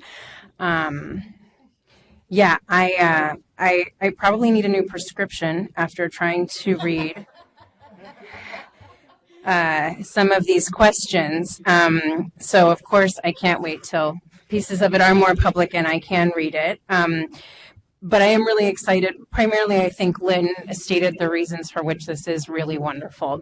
I think this gives the commission the tools and programs the tools to really delve into the issues they need to work on with regard to program quality. And so to that end, I just have some questions which may be answered in the item that I wasn't able to process. I'm wondering if there's any capacity, and this may not be the right place, but I'm wondering if there's any capacity here to track individuals who are recipients of the state grant work around teacher shortage. I'm wondering if there are ways to link in some of our Title II work. Specifically, I'm thinking about at the last meeting, I brought up that programs set goals, but don't always meet those goals with regard to enrollment of candidates, particularly for our shortage areas. And so is there a way in here to have some of those goals and plans to address those goals integrated? I'm wondering if there's any possibilities for comparative data, so we can see, for instance, which programs are particularly effective at recruiting and serving candidates of color and candidates that are going into shortage areas in our state, and looking and seeing, well, what, that there's an area there to learn from what they're doing, and in its power as accreditor, the commission can encourage those practices statewide. I'm also wondering if some of the survey data around accreditation that the commission collects is, if there are any plans to include some of that survey data, both in terms of respondents, number of responses, and also the responses themselves.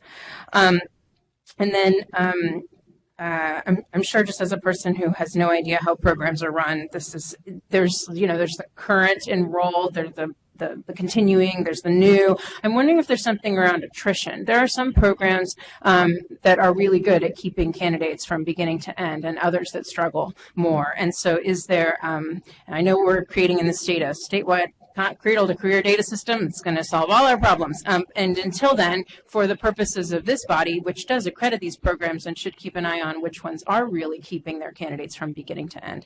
I think that's end of my questions for now. Oh, and when you say public, Director Clark, like how public? Thank you.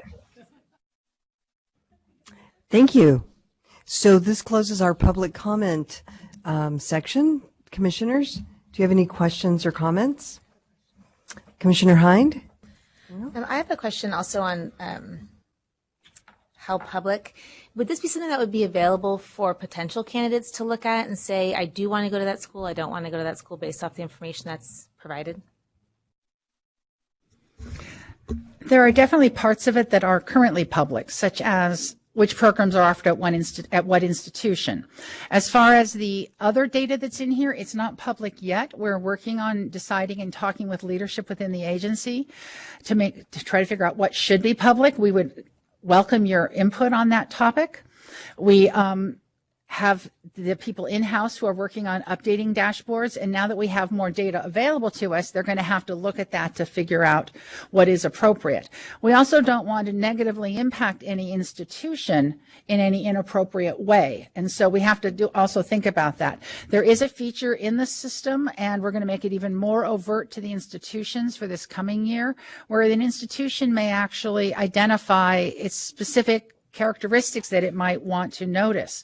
So maybe some institutions has an extremely strong focus on social justice and admits 80-95% of their people are underrepresented people in the teaching profession. That might be some important contextual information to be available along with the actual numerical data that could be available. So it is coming in the future. We'll be talking with leadership and be back to you on that. Just as a follow-up, I think all the information would be awesome to have available for that exact reason. Sometimes people are really interested in data stuff, and sometimes people are interested more in a passion or a personal reason. One of the things that I'm interested in, if I was going to be a potential candidate, would be how many years is it going to take me to finish? So if I'm looking at a school, on table 1E, you're looking at, for private universities, 28% are not completing in 1 or more years. That's a lot of percent of people not completing. That would be very expensive for me looking at it that way. I think all this information is so valuable, and it would be great to maybe categorize it into areas that whatever your desire is as a potential candidate, you can go to that section and find out. Yes, Commissioner Wall? So this is super exciting and tremendous work. I want to comment as a person sitting in a program that completes this, how it focuses attention. It means that because we have this requirement, we have an expectation to develop a systematic way of collecting all this information. That gives us an important set of leverage on a college campus to garner resources to do that from the institution. This is a very important impact because the focus of measurement actually draws attention to things, and I think that it helps us to have clarity about what is important. I also want to point to how complex it is. So these definitions and how we define things and what is actually being reported, I was recently discussing our teaching population who comes into the school and told them that I have 4 different sets of statistics about the breakdown in race and ethnicity.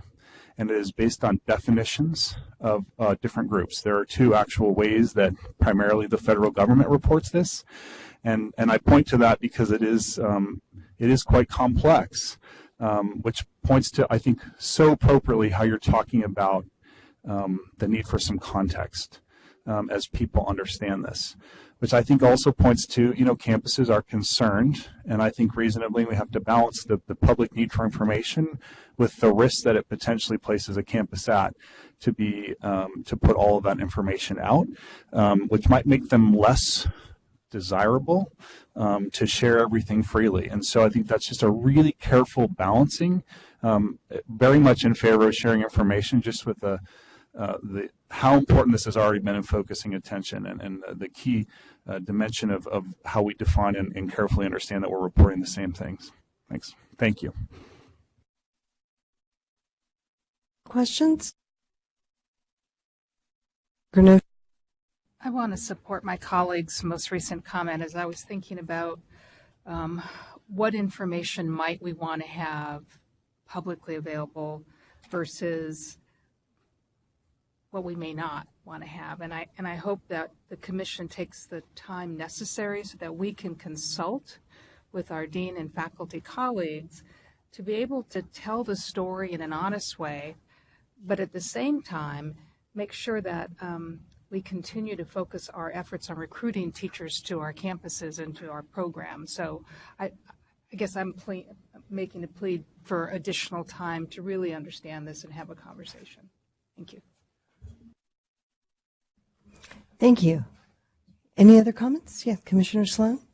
I'll keep it brief. One thing, our executive director over here can hardly contain her excitement sitting in this seat. I just thought I would mention.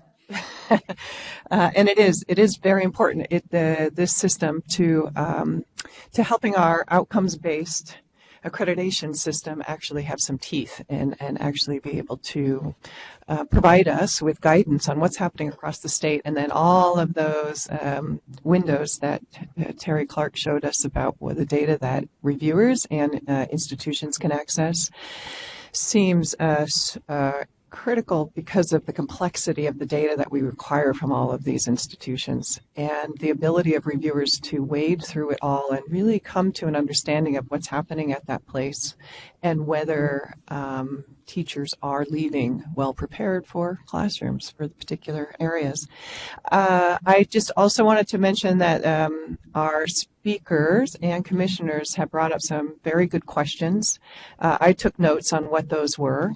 And I'm sure you did as well, but it would be good to have a conversation about each of those questions and see what we can do.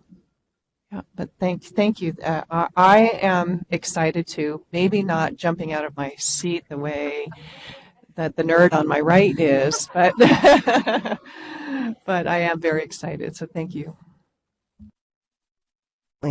Any other questions?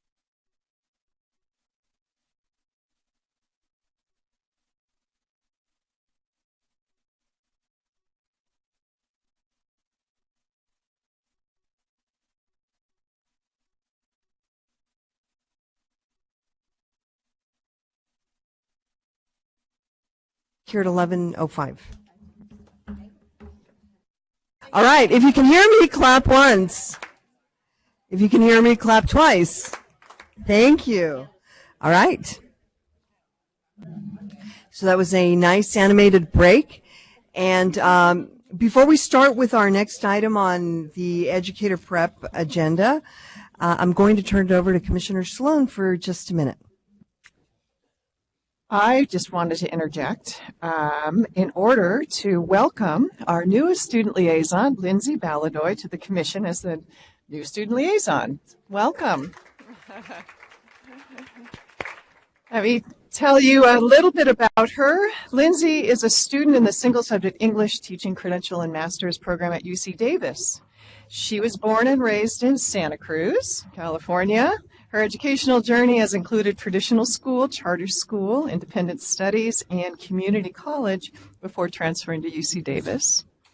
Ms. Baladoy received her undergraduate degree in English with a minor in communications this past spring. And her passion for education stems from her own experiences as a Native American and Hispanic student in a traditional and alternative education. She is Tiwa Pueblo, New Mexico, and Bad River, Ojibwe, in Wisconsin. And working in and for Native communities is something she values deeply.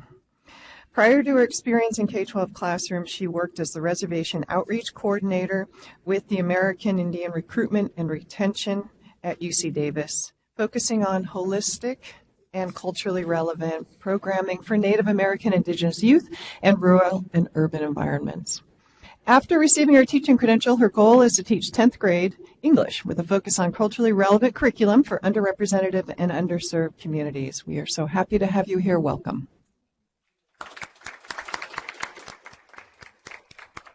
Do you want to say anything? You don't have to, but if you would like to. I can try out the mic. Thank you all for having me here. I'm really happy to be serving, and yeah, I'm happy to be here. Thank you.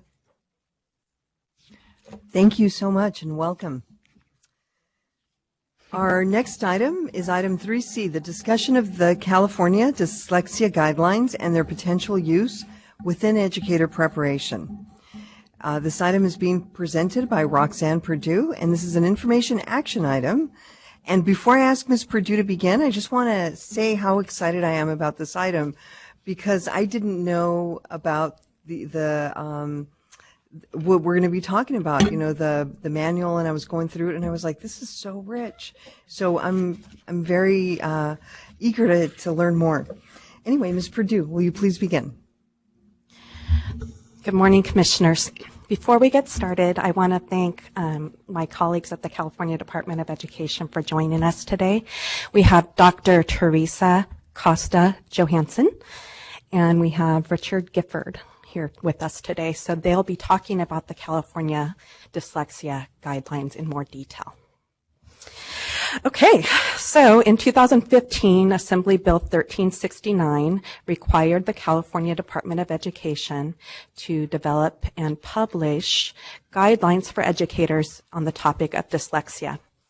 Then in 2017, the department published the California Dyslexia Guidelines. Those guidelines were further modified in December of 2018, making them ready for dissemination in 2019. And here we are. The guidelines are extensive if you had a chance to look at them after the item, and they provide a practical resource for identifying and educating students with dyslexia and other reading disorders too, not just dyslexia. Information from researchers in the area of dyslexia indicate that as many as 1 in 5 students are dyslexic. There's a need for all educators to be prepared at both the pre-service and in-service levels to meet the needs of students with dyslexia, based on those numbers that we were seeing. The recent publication of the guidelines highlighted the need for this agenda item on dyslexia and to address the preparation of educators in all programs in meeting the needs of students with dyslexia. I would now like to turn this presentation over to my colleagues from the California Department of Education to speak about the California Dyslexia Guidelines. So good morning. I'm Teresa Costa Johansson, and I'm going to share with you that I had a little moment of panic when Roxanne said I had to sit to present because on the inside, I'm still a middle school teacher, and you don't sit in middle school. So Richard and myself are going to give you a whirlwind tour of the California Dyslexia Guidelines, but I always like to tell people sort of why I'm here in the first place. So I shared with you, I'm a middle school teacher. Both my parents were retired middle school teachers, and I'm the proud mother of a future primary school teacher. I'm sorry, I don't know where I went wrong. But so I spent several years teaching middle school, thought I knew how to run schools, so went into school administration and became a high school administrator. I've been a high school administrator, middle school administrator, and a K-8 administrator at both the local and the district level. So I've been a superintendent principal as well. I've been at the California Department of Ed for a little over 6 years now. And I'm currently an ed administrator.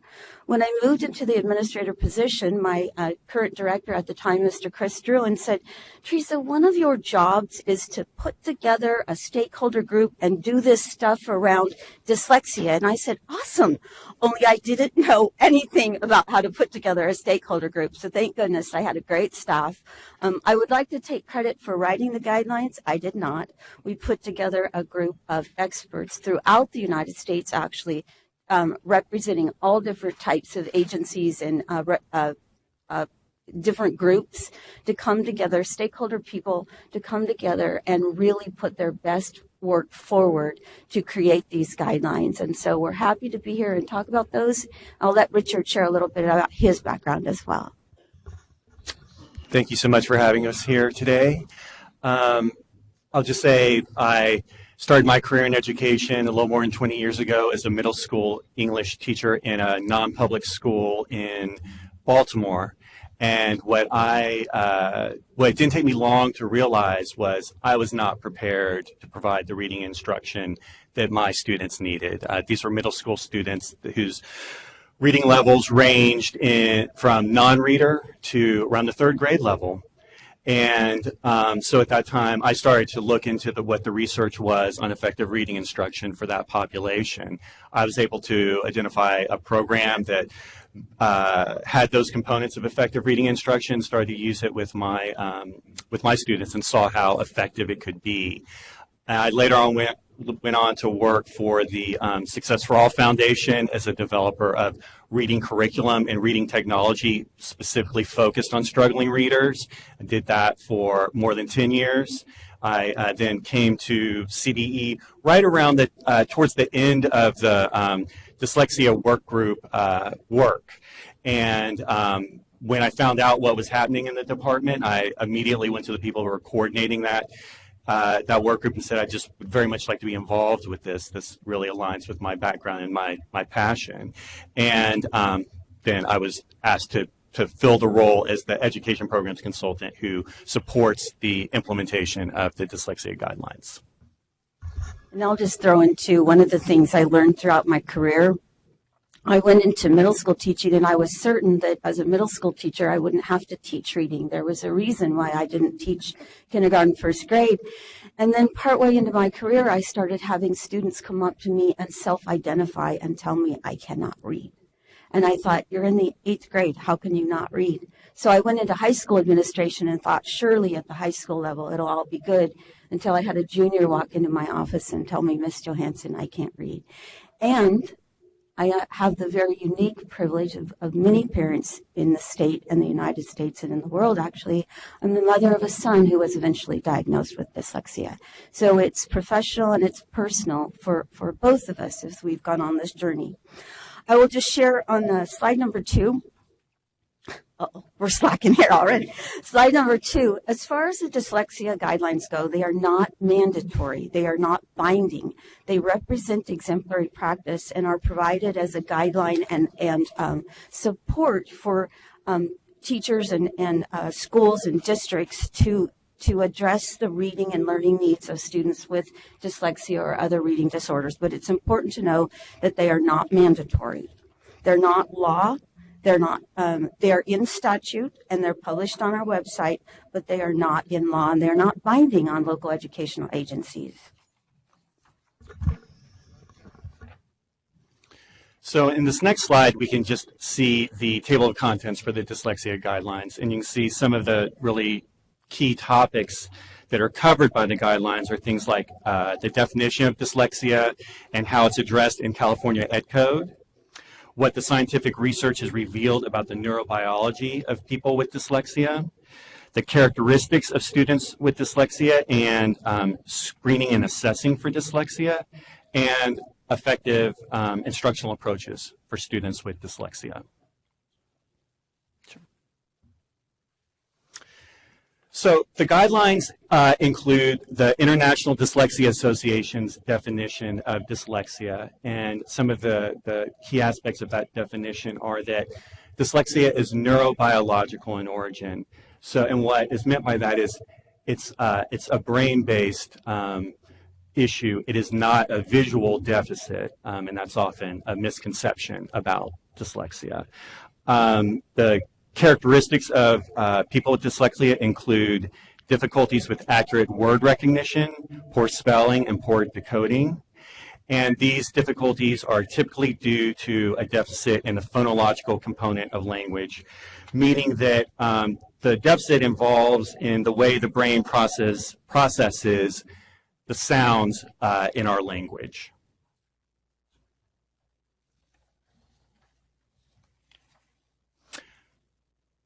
So AB 1369 also changed Title V California Code of Regulations to require that phonological processing be included in the basic psychological processes that can be evaluated when determining if an individual has a specific learning disability such as dyslexia.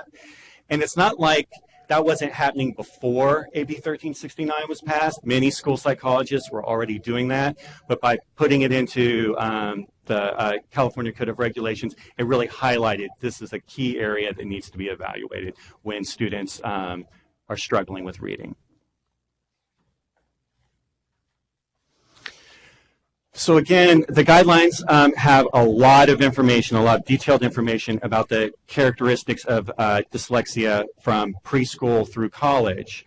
But in general, these weaknesses, the weaknesses that students with dyslexia display include that inability to sound out new words, a limited sight word vocabulary, listening comprehension that exceeds their reading comprehension, and an inadequate response to effective instruction and intervention.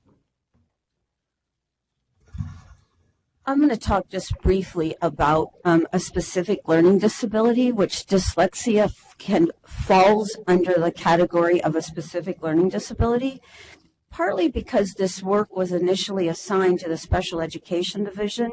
That's the lens that we use to develop the dyslexia guidelines. So a specific learning disability is a disorder in one or more of the basic psychological processes, including what Richard mentioned as phonological processing. The point I always like to make, so one of the things we talk about in this state and in many states is the ever-increasing cost of providing special education services for students in the state. We know that we are not fully funded to provide the ever-increasing cost of special education in our state and in the United States. Just in California, 75 to 80% of students identified with a specific learning disability have a deficit in reading or language. And we put those typically in the categories of what we call SLI, or speech language impairment, or SLD, specific learning disability.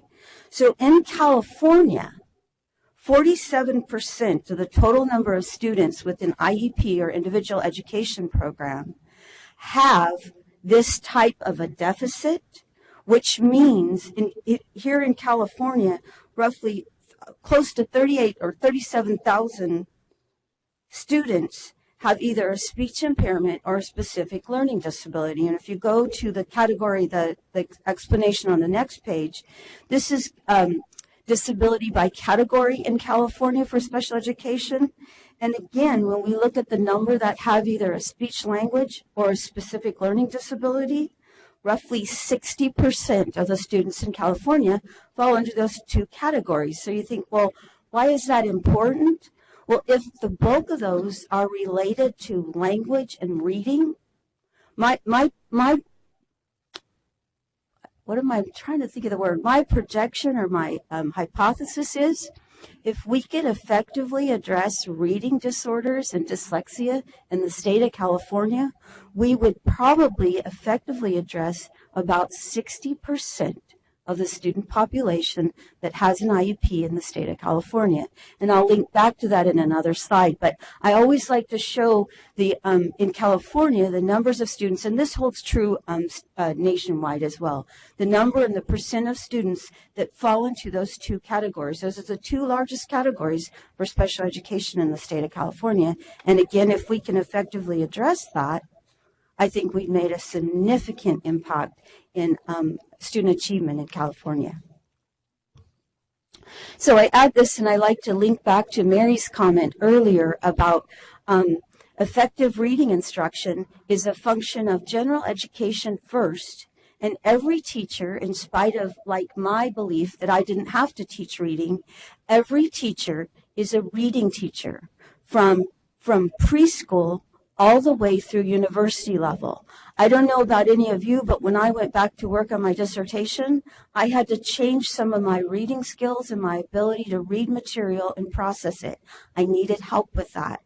When I was a very beginning teacher, I taught school with my mother for 9 years. And my mother would always say, Teresa, when you teach science, what do you teach? And I would say, well, Mom, I teach biology, so I teach about cells and blah, blah, blah. And she would say, no, you teach reading.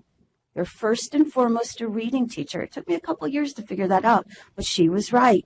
And so again, the point being that if we can effectively, as both general education and special education teachers, address the needs of struggling readers, we will make a significant impact in student achievement in the state of California. But teachers have to know how to teach that way. So the dyslexia guidelines lay out what effective instruction for students with dyslexia looks like. And that instruction should be multisensory, it should be direct, explicit, structured, and sequential, and it should cover phonemic awareness, phonics, fluency, vocabulary, and comprehension. The term used to describe this type of reading instruction is structured literacy.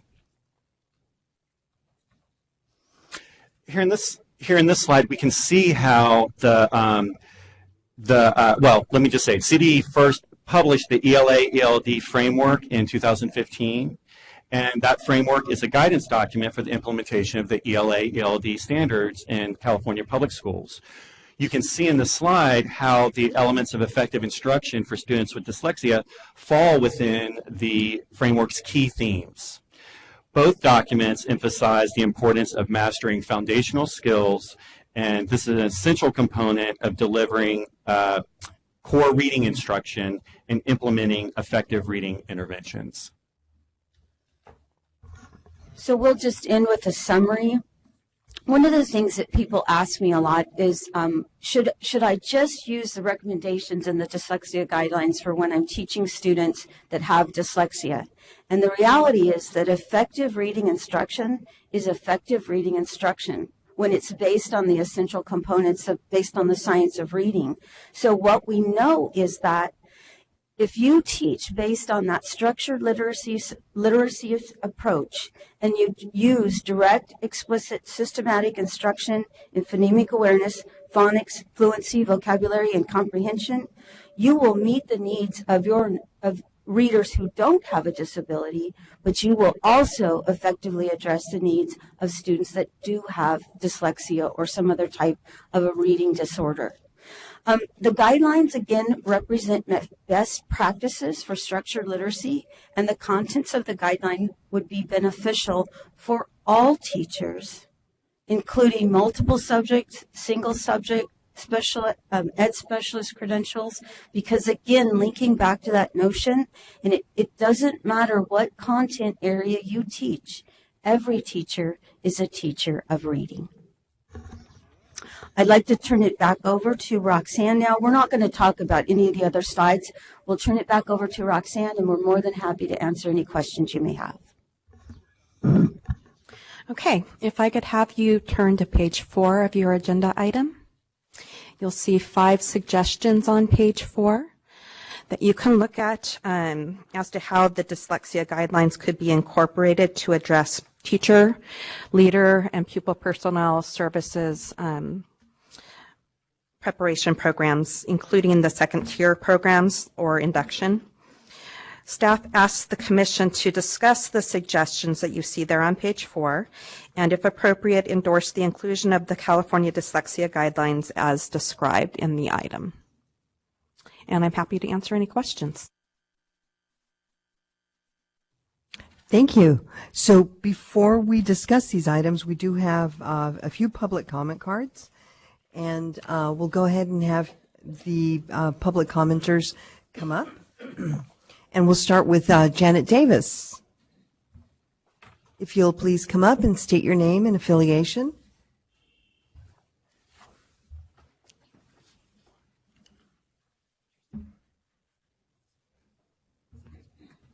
Thanks. Janet Davis, California Federation of Teachers. I began learning about dyslexia because I'm a parent of 2 children with dyslexia. So that began my course. I was also a teacher of kindergarten, 1st and 2nd, so it paralleled and was very supportive of my development, and I think I became a very good language arts teacher. I was a bilingual teacher, and I definitely benefited from that, and I was amazed at how complicated dyslexia is. My younger son had a specific learning disability, which didn't really help me very much. And I did search out more specialized help. So I found through research a speech and language therapist who also was an educational therapist, UCLA, which I also thought was great. So I fought to get into her office because many of the students there had Asperger's or autism, because that combination happens. And my sons didn't have that, but I really was persistent. I think she got tired of the phone calls I left. So I got to see with a really expert practitioner what that therapy looked like and what the problems were. And it was the phonological processing, I learned that, and various forms of therapy. All those things, I could never have imagined that that's what reading was about, that you could see phonological processing mean also that you don't notice that shun makes a verb into a noun, or it's very complicated what it does, and where I saw things that they didn't internalize or just pick up that many students do pick up. So I definitely wish I'd had that preparation as a teacher, but fortunately my children came along at similar times, so it was sort of in my early years as a teacher I started learning about this.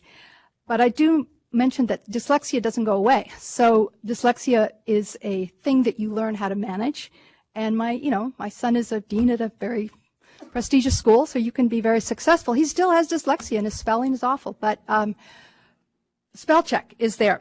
The only precaution, I have a question basically to you, is that the others, I was an easy reader. I just learned how to do it, and that was great.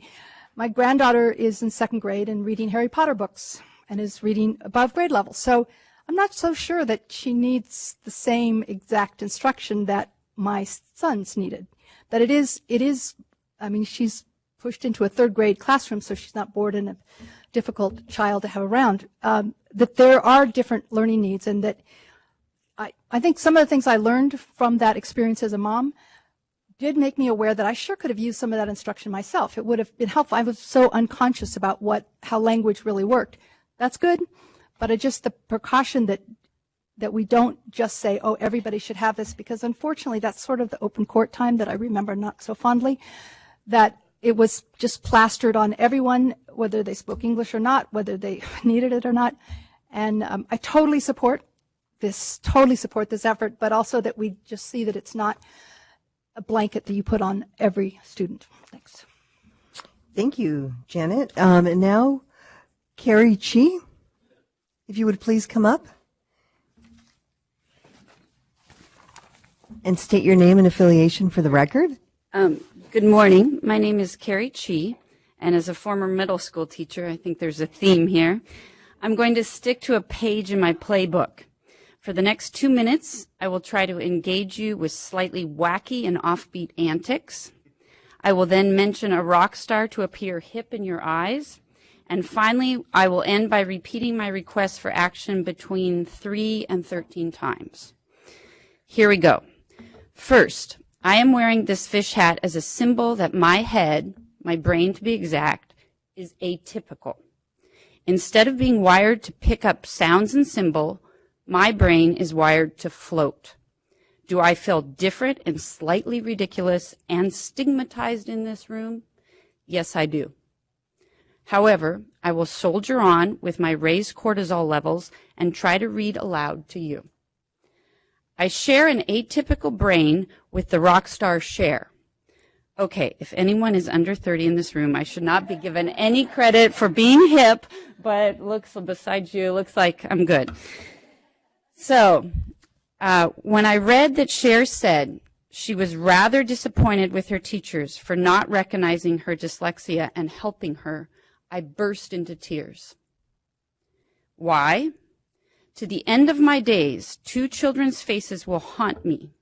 One was Steve F., a 7th grader who in the middle of my reading instruction looked at me with resignation in his eyes and announced, "Well, I just don't get it. It's official. I'm dumb." The second set of eyes were big and blue and beautiful, and they were paired with a trembling little lip. And this was the face of my 4-year-old daughter, her voice trembling when she says, "Mama, I'm in trouble. I can't read." Okay, now the hat comes off. My atypical brain is harder to spot in this room. But it is here, and if not given the proper standard of care, my human potential may never be unlocked. You get where I'm going. Teachers need to be trained to spot these beautiful atypical brains. Now, as I promised, I will start repeating my mantra. Here is what I want you to remember. The reading environment that dyslexic, there I go, a little tough with my RAN, dyslexic leaders need to float in is needed by all kids learning to read. Said another way, please remember that in the case of reading, the needs of the subset group, dyslexics, inform the needs for structured literacy for all. Okay, last and final time. When you are improving the classroom for the atypical learner, you are improving literacy for all learners. And if I may take a moment to address the idea that this would be a structured literacy would be such a blanket fix that it would be not specific to those who don't need the support or the scientific sense of way we progress as readers, I would argue that when you're not given the sequence in the proper way that our brain learns to read, we're slowing kids down. So all brains need the same 6 steps, and your Harry Potter daughter or granddaughter would be flying a little further along in her comprehension if given the foundations that she needed. All kids need structured literacy. I'm going to say that probably the last time, but 3 C's, endorsement and adoption, also makes you stop and pause to look at 3E. And I don't mean to be disrespectful to the consideration of 3E, but as a teacher, teachers need support, and they need more training and more support in what kids do better with. And 3E waters down what teachers need. Asking less of teachers isn't good for anybody. And I believe that when you look at examples of where we're making wins, the state of Arkansas is killing it with structured literacy. The gift that my atypical brain and many in this room and many listening, the gift of the parents and the children that have been given this blessed gift of an atypical brain is once you deconstruct what you need, when you reconstruct it, you realize it's the information that is needed for all. last time, probably the 14th time. Forgive me, middle school people are repetitive. The subset group informs the general group. Thank you for your consideration. Thank you. Patricia Pernin?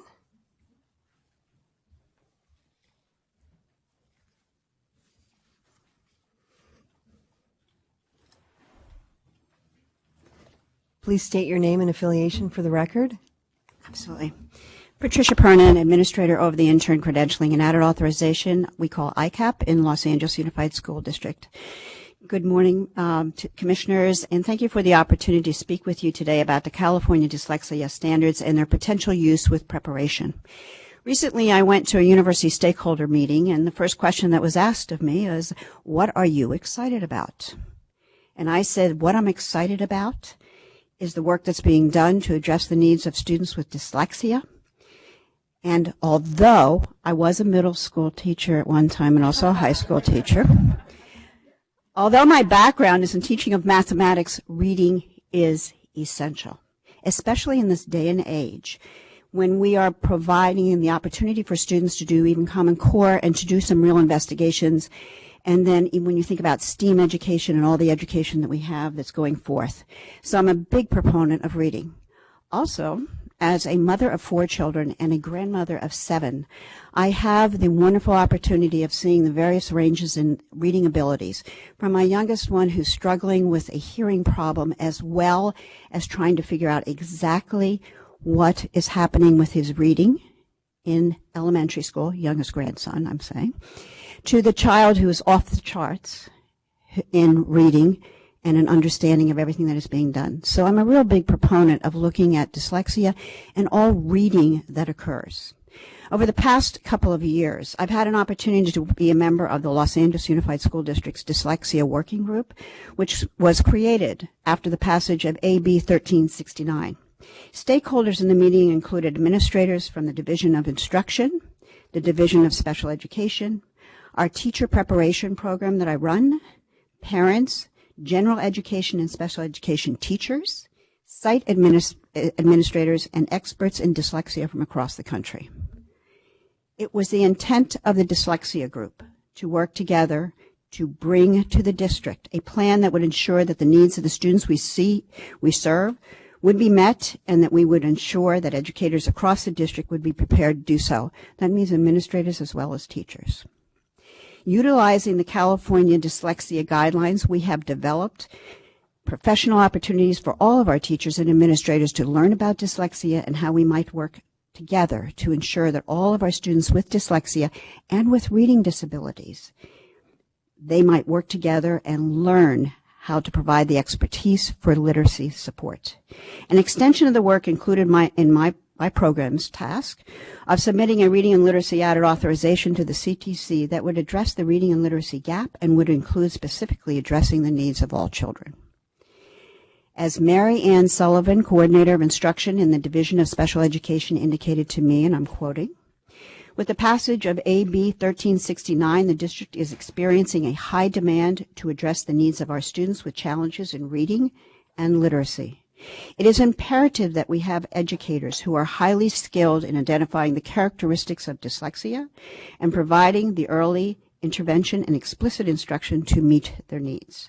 The LAUSD Division of Instruction and Division of Special Education support the inclusion of California Dyslexia Guidelines in the educator preparation programs so that every student with dyslexia has the opportunity to have a teacher with the expertise in a structured literacy approach that meets their literacy needs.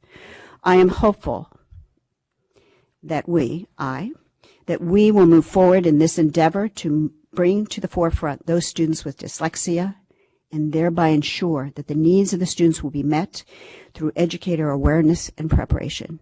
That is heartfelt because I believe that reading is key for all of our students, and I'm hoping we move forward with this. Thank you.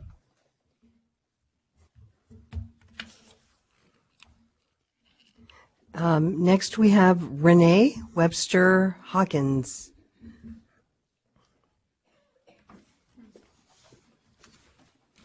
Please state your name and affiliation for the record. Thank you. Greetings, honorable commissioners. My name is Renee Webster Hawkins.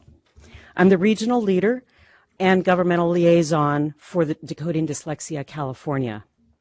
I'm also a parent of a profoundly dyslexic teenager. Because neither Assembly Bill 1369 nor the California Dyslexia Guidelines were in existence when Jeremy was in elementary school, his K through 5 experience followed the all too familiar wait to fail approach. And at the beginning of 6th grade, Jeremy's reading and math skills were at a kindergarten level. This was despite 270 minutes a week of pull out into resources program and an IEP chock full of goals.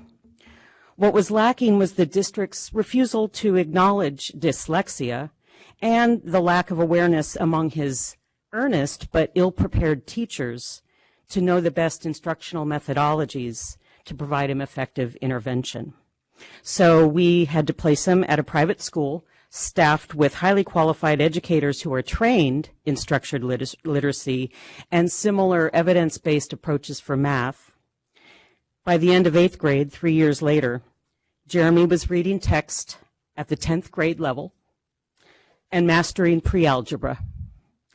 Today, he's currently thriving in public high school at the Gold Ribbon School of Engineering and Science here in Sacramento City Unified School District with a hard-earned B average. In fact, just 5 minutes ago, I got a note on Infinite Campus. He got an 83% on a physics exam.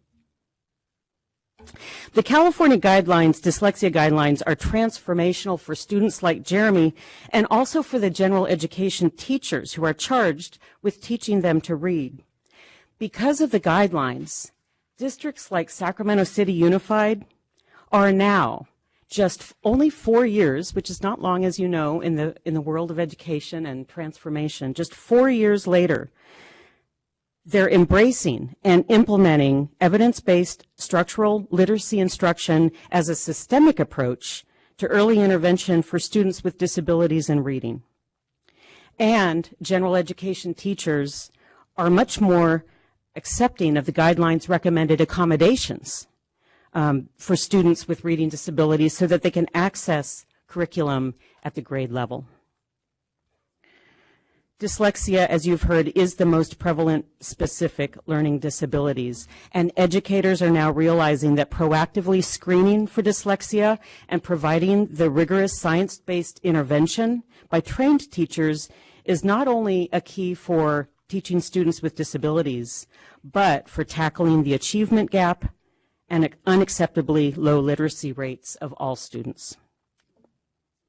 As the sponsoring organization for AB 1369 with Assemblymember Jim Frazier, Decoding Dyslexia California enthusiastically supports the staff recommendations that the educator preparation and teacher induction programs include the California Dyslexia Guidelines in the course of study for all teacher candidates, and that the content of the guidelines become an integral part of curriculum for reading and literacy specialists. So with gratitude on the recommendations on behalf of Decoding Dyslexia California, thank you for your time. Thank you. Harold Acord? Please state your name and affiliation for the record.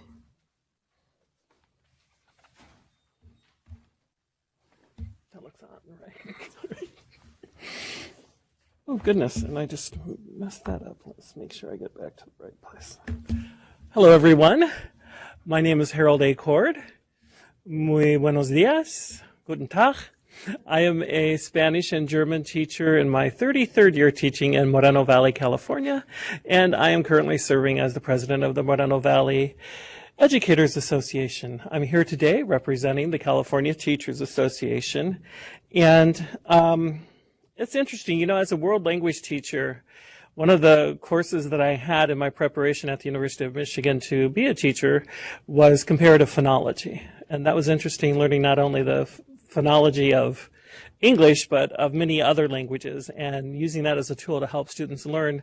I think that really did help me be a good high school educator when I came out to California to teach kids Spanish and German. Also, I before I came out here, I was a 5th and 6th grade bilingual teacher for bilingual migrant workers' children in the city of Flint, Michigan, where I come from. And it's interesting, all of the recommendations. The CTA concurs with the recommendations and supports them, and we laud them. We, in my own district, I found that I needed help with all the stuff that I already had when there were students with dyslexia in my class, and I did get a lot of support. I have to give that to my district, that even in the late 80s and the 90s, I really got a lot of support when there were students in my class that were dyslexic and assisted me with ways to help them. And our whole department became really interested in it when our French teacher was diagnosed as a French teacher already teaching with dyslexia finally, and she had found why she had had some difficulties in her life, and it wasn't until she was an adult that she got diagnosed with some few issues there around dyslexia. So what I'm going to do as the president of the Moreno Valley Educators Association is we're going to share those guidelines with our members at our site rep council meeting. We're going to give bound copies to every one of our site rep council members to where they can take those to their sites and they can share those, because every one of us is on a journey as an educator, and every one of us can be better than we are now. There is no end to learning. We are going to continue to learn, and even though this is my 33rd year, I bet you when I look these over again, I'm going to find something new, something that I can do when I go back into the classroom next year and I am teaching kids. So we're excited about this, we support it, and we're glad that this is happening. Thank you. And next and lastly, we have Dr. Catherine Christo.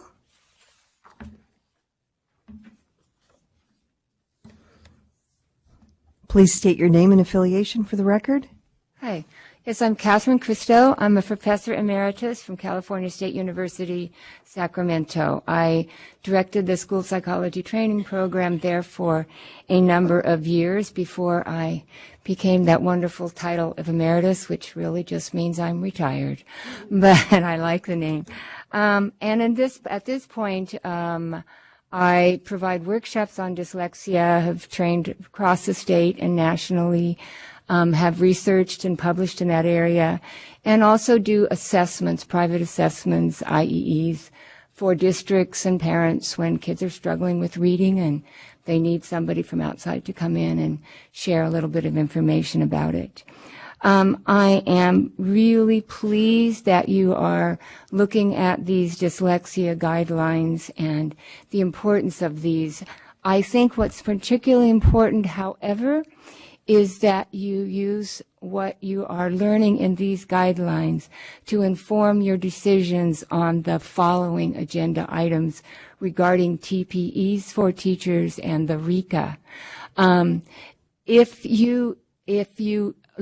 you started at that point with what teachers need to know in the beginning in order to teach reading successfully, you would reduce these percentages that our colleagues talked about down to about 5% of students who would still be struggling with reading at the most, anywhere from 2 to 5, rather than the 20 to 30% that we currently have if we paid attention to that early first instruction.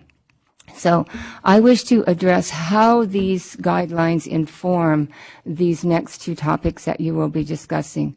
First, I believe that the TPEs need to be amended to more fully emphasize the need for teachers to demonstrate an understanding of the critical importance of developing the foundational skills of reading, including print awareness, phonological and phonemic awareness, phonics, decoding, word recognition, fluency, spelling. These are critical reading skills that form the foundation of literacy.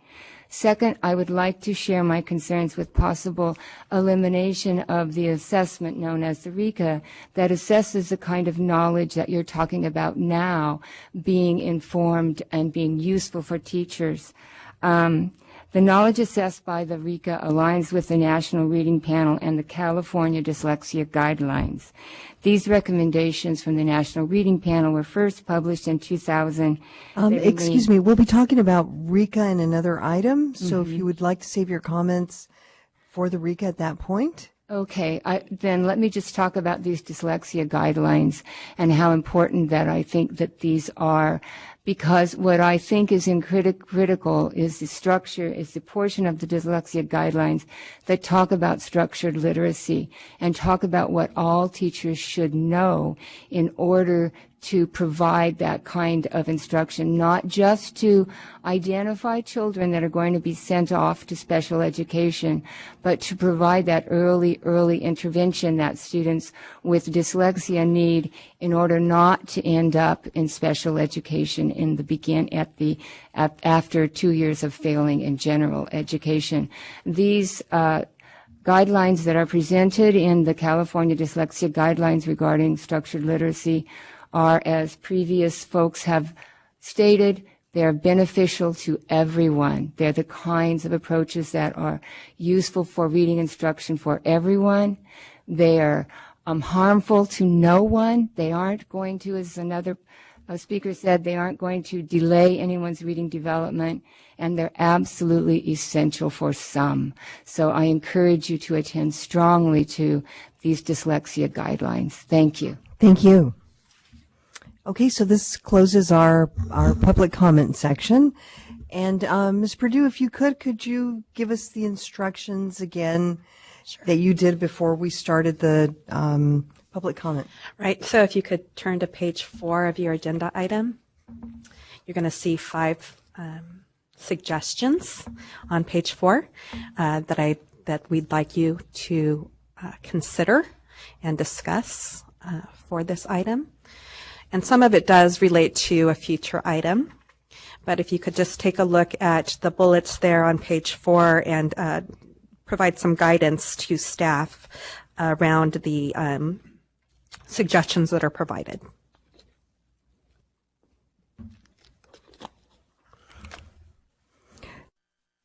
Commissioner Hind and then Commissioner Barnes. 2 pieces that I really appreciate from the guidelines. The section that talks about what it looks like at each grade level, so you could go to whatever specific grade level you're teaching and get a quick overview. That's really helpful for teachers, I think. And then the second part that I really like is the effective approach. I like the whole thing, but just to go specifically to 2 parts, effective approaches for teaching students with dyslexia, so you can also go there and get some ideas quickly. If you identified someone in your class who's a struggling reader and maybe is exhibiting some of these things, what could you do? So then that goes to the 5 possible things we could do with these guidelines, and I say do them all. I mean, how can any harm be done by handing out the guidelines at all these different yes, that's my motion. I move to, and we can still discuss after. I'll move to do it all.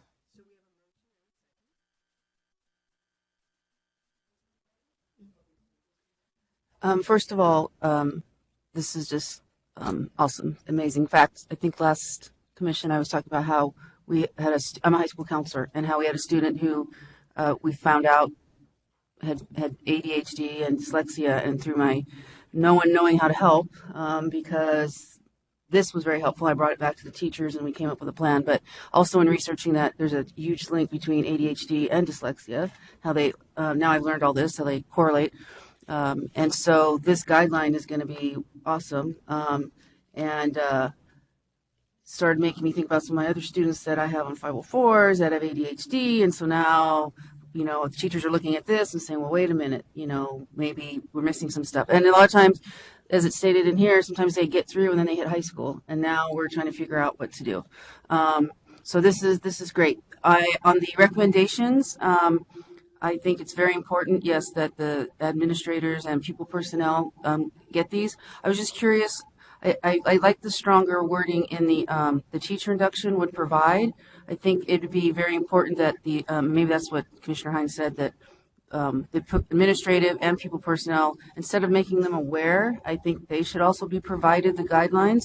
And I like the wording of emphasize how their new job roles relate to the identification of dyslexia, because this guide is very, very helpful, as well as all the links to understood.org and all the other things that were in there, which it just seems timely for me that we had to figure this out. And then I found this on the website, and it's been great. So I think it's a good thing. Okay, we have Commissioner Marks, then Klatt, then Greenough-Shire.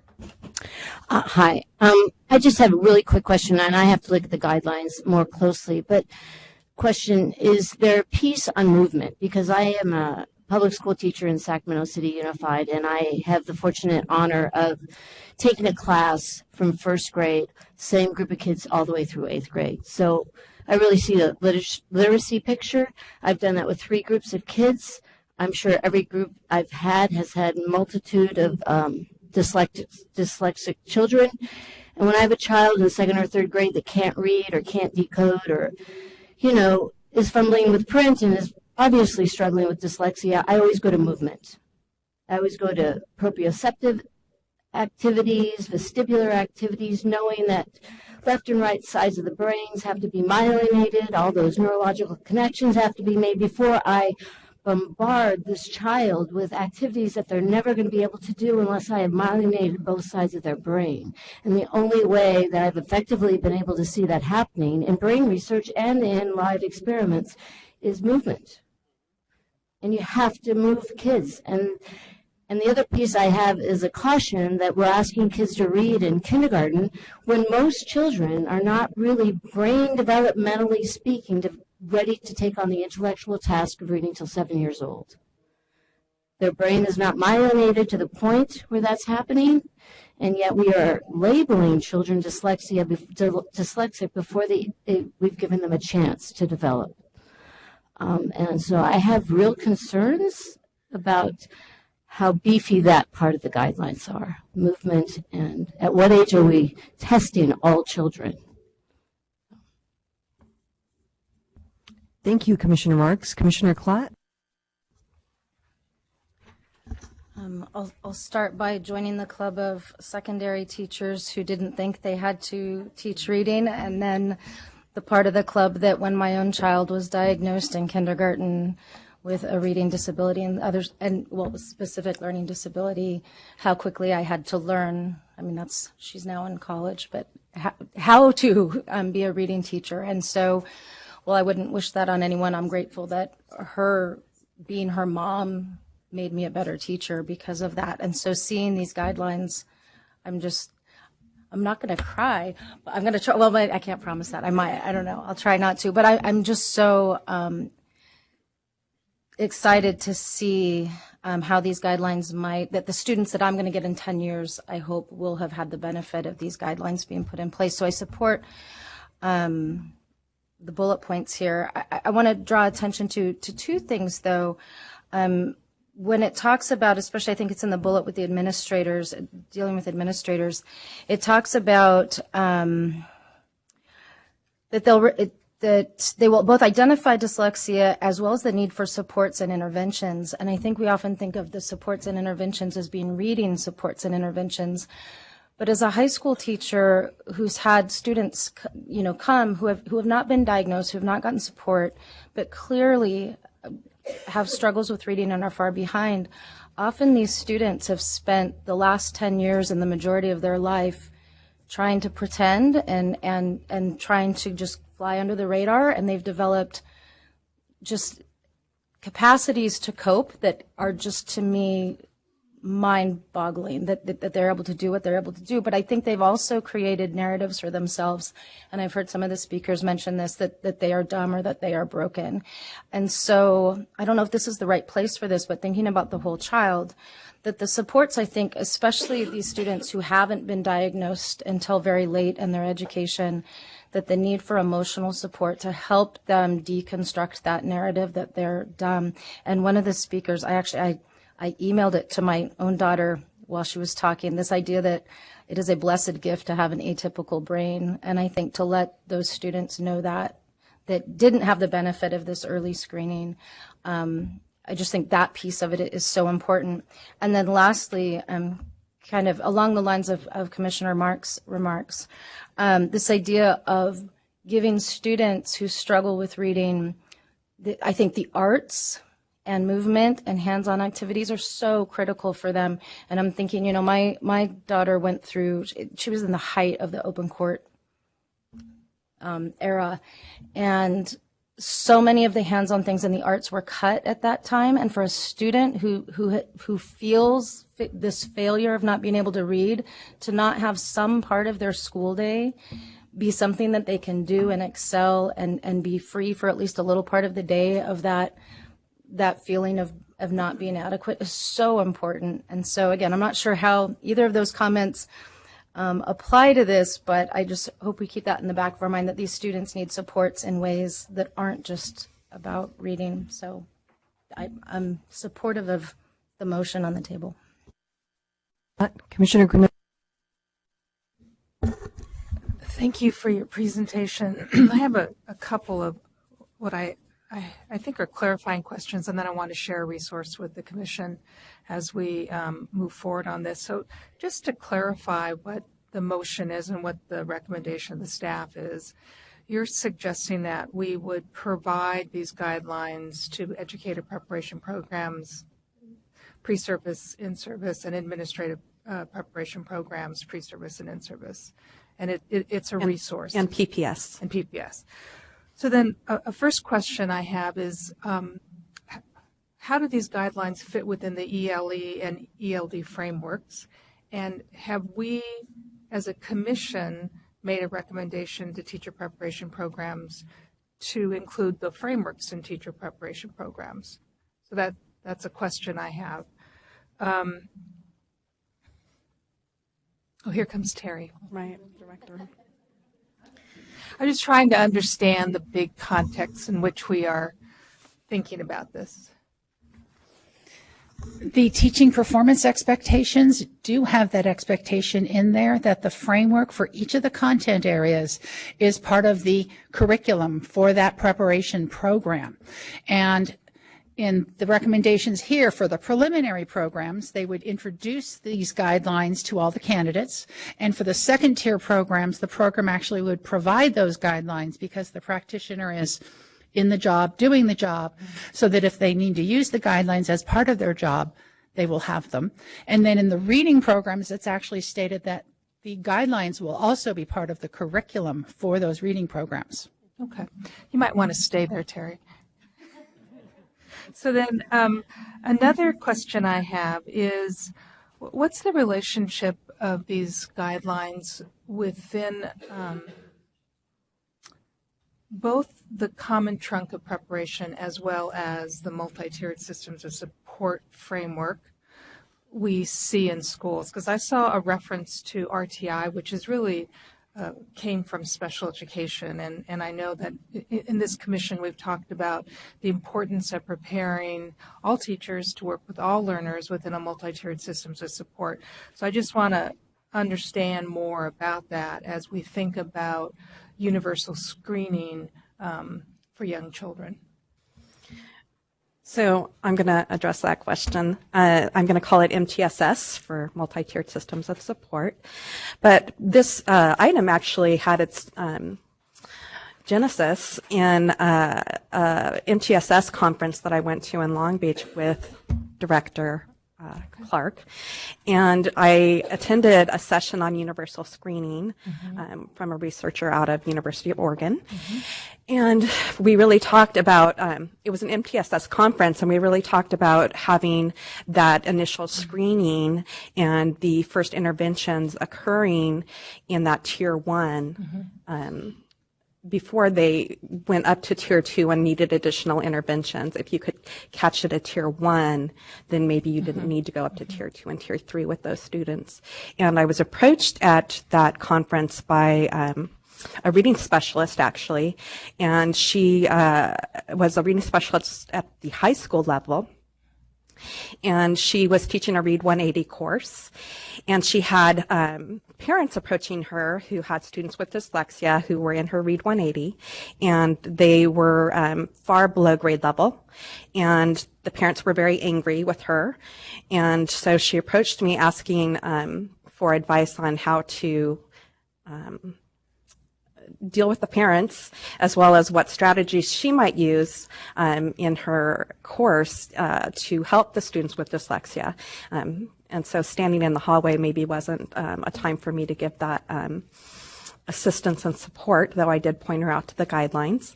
And we had another teacher who also approached me who was looking to getting the reading specialist credential, who also was searching out, because of the guidelines, was searching out coursework, and we don't have any in California. So she was finding some online through Florida. And so we really decided that it was time to bring this item forward. So then the relationship, so moving forward as we think about initial teacher preparation, then the recommendation would be that these guidelines would be shared in all of the initial credential programs as a resource to beginning teachers. And second tier. And second tier. But an integral part of the reading specialist and reading out at authorization programs too. Okay. So not just providing it, but making it an integral part. And then my final question or recommendation, or I don't know what this is, information is, and my colleague Anna Marie and I have been involved since this summer in a new collaborative between UC and CSU called the California Collaborative for Neurodiversity and Learning. And it was established in the state budget in June with $6 million to fund the launch of work over the next several years. And so I offer that as a resource. We've only had, I think, one meeting, Anne-Marie, and we have a steering committee composed of experts across the state and country who have deep knowledge in the area of neurodiversity. So then my question is, I'm a learner, a new learner in this area, and I think neurodiversity is an umbrella for students with dyslexia and students who struggle with literacy issues. Is that your understanding as well? Sure. Okay. Yes, I met Marianne Wolf, and she just blew me away. Yeah. She is a force to be reckoned with in a very, very positive way. So my question is, so neurodiversity, as I'm understanding it, is a large umbrella for students who have been identified with dyslexia, as well as students who are struggling with literacy. Would you agree with that? Yes. Okay. Absolutely. So I will share this link to the collaborative, and as we move forward with this work, Anna Marie and I will certainly share the work from this collaborative. Again, it's a partnership between UCLA and 3 CSUs in the Los Angeles basin, who are just beginning to wrap our heads around what we want to do with this funding and the kind of work we will engage in, as well as research related to neurodiverse learners. So I'll share that. Thank you.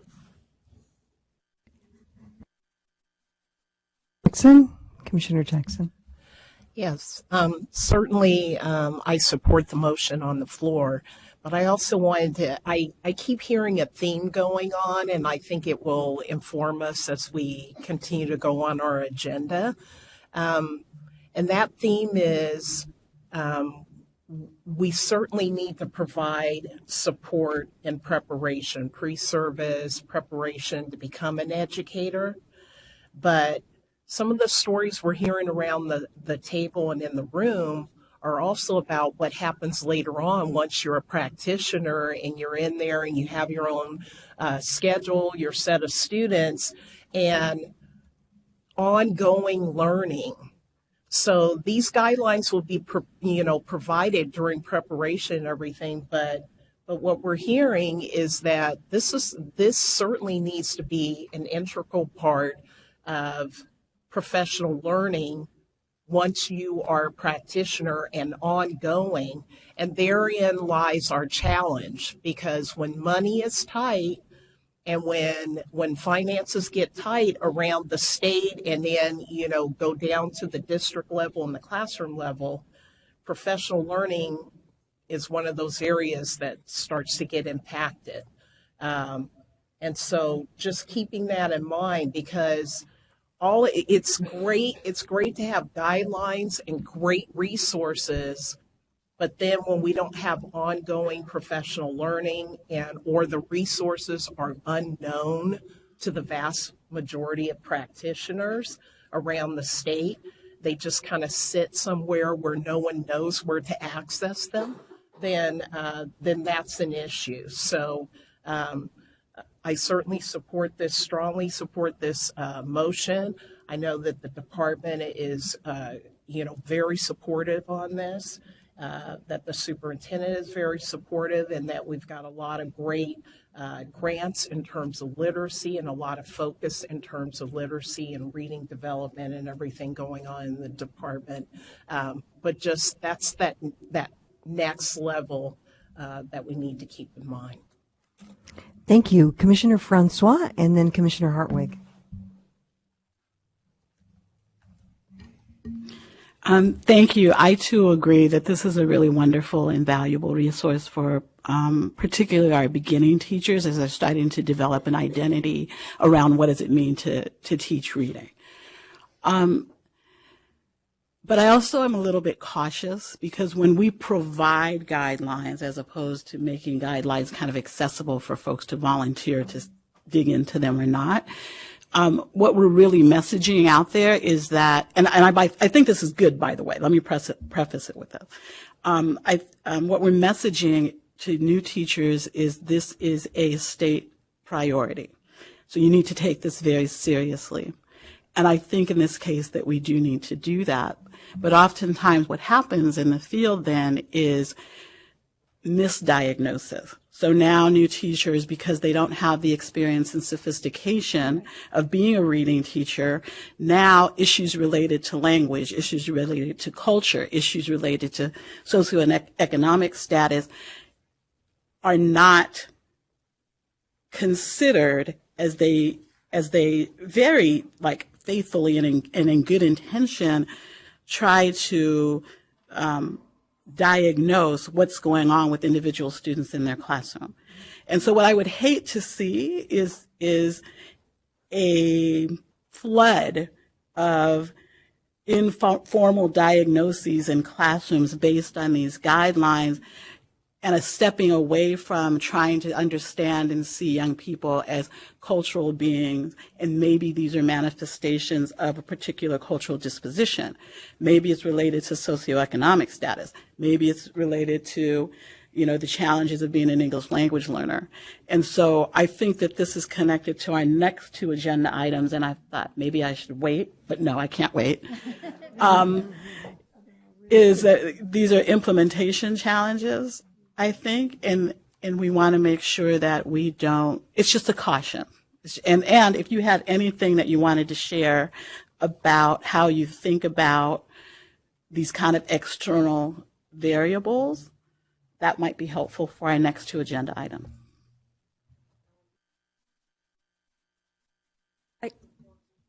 Just to clarify one thing, both the guidelines and the intent is that teachers learn how to screen for students at risk for dyslexia, not to diagnose or identify students with dyslexia.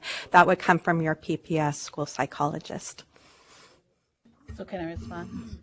And I appreciate that, and I apologize for using the wrong terminology, but I also know that new teachers, as well-intended as they are, that there's a very thin line. Official diagnosis happens in a particular way. There's a very thin line for eager, well-intended, we want to, save the world folks between screening and pushing for a diagnosis, or diagnosing informally and treating young people as though they have something when they don't. That's just what happens on the ground. But I appreciate that. Thank you. Commissioner Hartwig? Thanks. My question, I think, follows actually on Commissioner Jackson's comments and related to Commissioner Francois' comments, which was I would just be interested in hearing what discussion there's been yet of planning for the follow-up about the impact of these guidelines. It's an extraordinary work that has gone into these. I'm not an expert in this at all. I'm a layperson when it comes to teaching reading, but these are clearly going to be extremely helpful. And I know that a lot of what we're going to be able to do here through the Commission is providing these guidelines, making them accessible.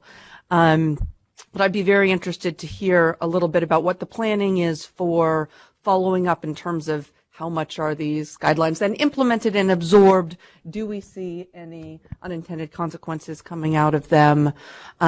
What are suggestions that you have or that our team has about how the commission itself can do follow-up in terms of seeing whether all of the hard work that's gone into this is going to be fully taken advantage of? I think we're both going to share on that one. So I'll just, I'll tell you a little anecdote. My son was on his way to being expelled in the 8th grade when I was finally able to obtain an independent evaluation. He'd been evaluated twice by the school district, and I was told there's nothing wrong with him except he's naughty. And he was naughty. He was getting in a lot of trouble. To Bonnie's point, frequently males, and we know that there are slightly more males that have dyslexia than females, and males will tend to start acting out when they're not being successful in school. But when I went to the school administrator and asked for an independent evaluation, because I said I think he has dyslexia, she said, well, dyslexia doesn't appear in Ed Code, and only doctors can diagnose that. And I said, well, you know what I do for a living, so I know it is in Ed Code. I've seen it. And no, doctors don't have to diagnose it. But I said, it's fine. I'll take care of it myself. So the good news is, in California now, we can say the D word. And there are districts throughout the state that are now not only saying the D word, but making real certified attempts to address the needs of learners really before they get put into special education. So the key, one of the things that Richard and I did as follow-up to this, to the writing of the guidelines, it was get the guidelines written and then provide technical assistance. And especially for the first year and a half after the guidelines were released, we were flooded with requests by county offices, districts throughout the state. We've gone as far south as San Diego, spent a lot of time in Orange County, Los Angeles County. We had a feature scenario with different districts where LAUSD brought their dyslexia project to the group to share with what was going on. We've gone as far north as Redding, so we've been in Shasta County, Butte County, the Bay Area, and Southern California to take these guidelines, we call them the Dyslexia Roadshow, to take them out and share them with districts and then make recommendations related to best practice. We've also seen through the State Department where there were small grants that were provided to, I want to say San Mateo County in the Bay Area, Sacramento County, and Orange County to bring together districts and start putting together a plan. And the key in all of these presentations is, first of all, don't wait. Screen early, because there's research out of UCSF that shows that you can identify, you can make some pretty strong predictions when a student is 3 years old. And I will tell you myself, based on my son's history, I could have told you when he was 3 that something wasn't right. I didn't know what it was, but I just knew he wasn't like his sisters. He didn't read like his sisters. So you can make some early projections, but you don't necessarily have to put them in special education at that time.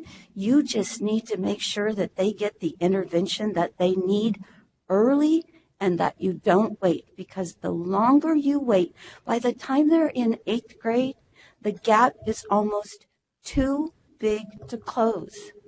My son, when he was waiting for those independent evaluations to come back, now he's a very, very strong 13-year-old young man at the time, looked at me, and I'm like Bonnie, I don't want to cry, but he looked at me with tears in his eyes, and he said, "Mother, if I am intellectually disabled, I want you to tell me now." There was a 13-year-old man who thought he had a significant cognitive disability, and nobody had told him. And again, to Bonnie's point, the good news is he had a mama like me who wouldn't give up. He got into a technical program at San Joaquin Delta College through the Caterpillar Corporation. His skill set is physical, mechanic, tactical kinesthetics. He's a certified Caterpillar mechanic with Holta, California in Pleasant Grove. But again, like Bonnie's daughter, he had a mama who knew what she was doing and wouldn't give up. And what I can see, based on the research that Richard and I look at, this is the biggest social justice issue we have in this state right now. We are not addressing the needs of struggling readers. That's my soapbox.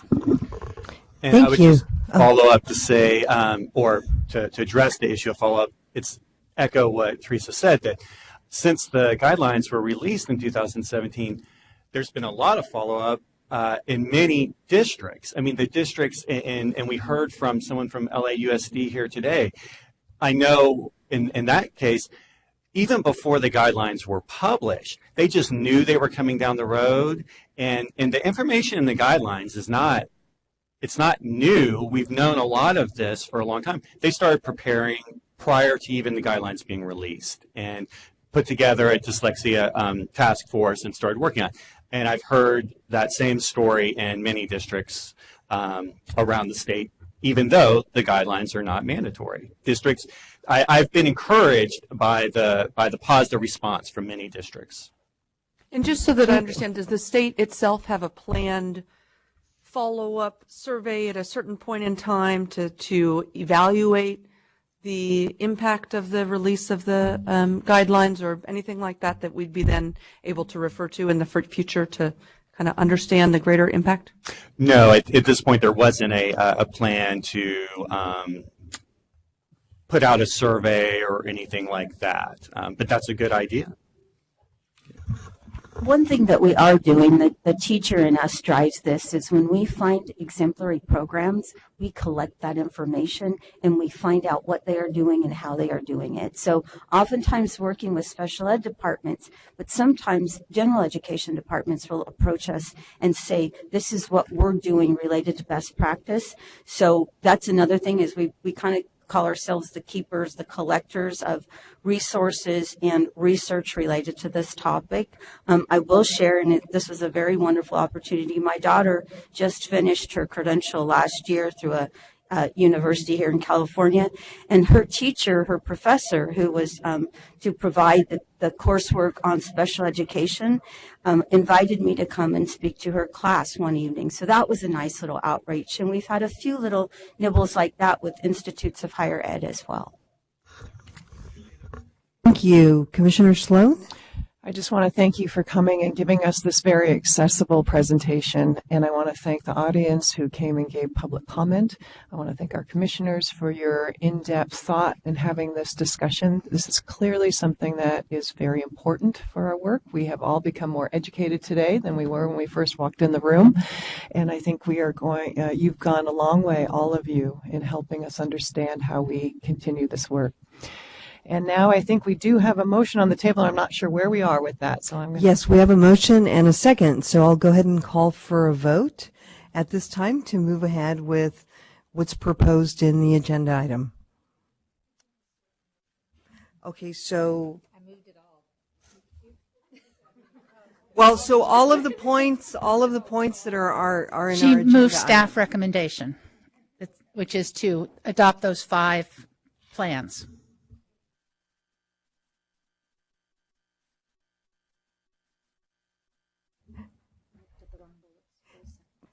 Did you find the bullets, Commissioner McCord? Okay.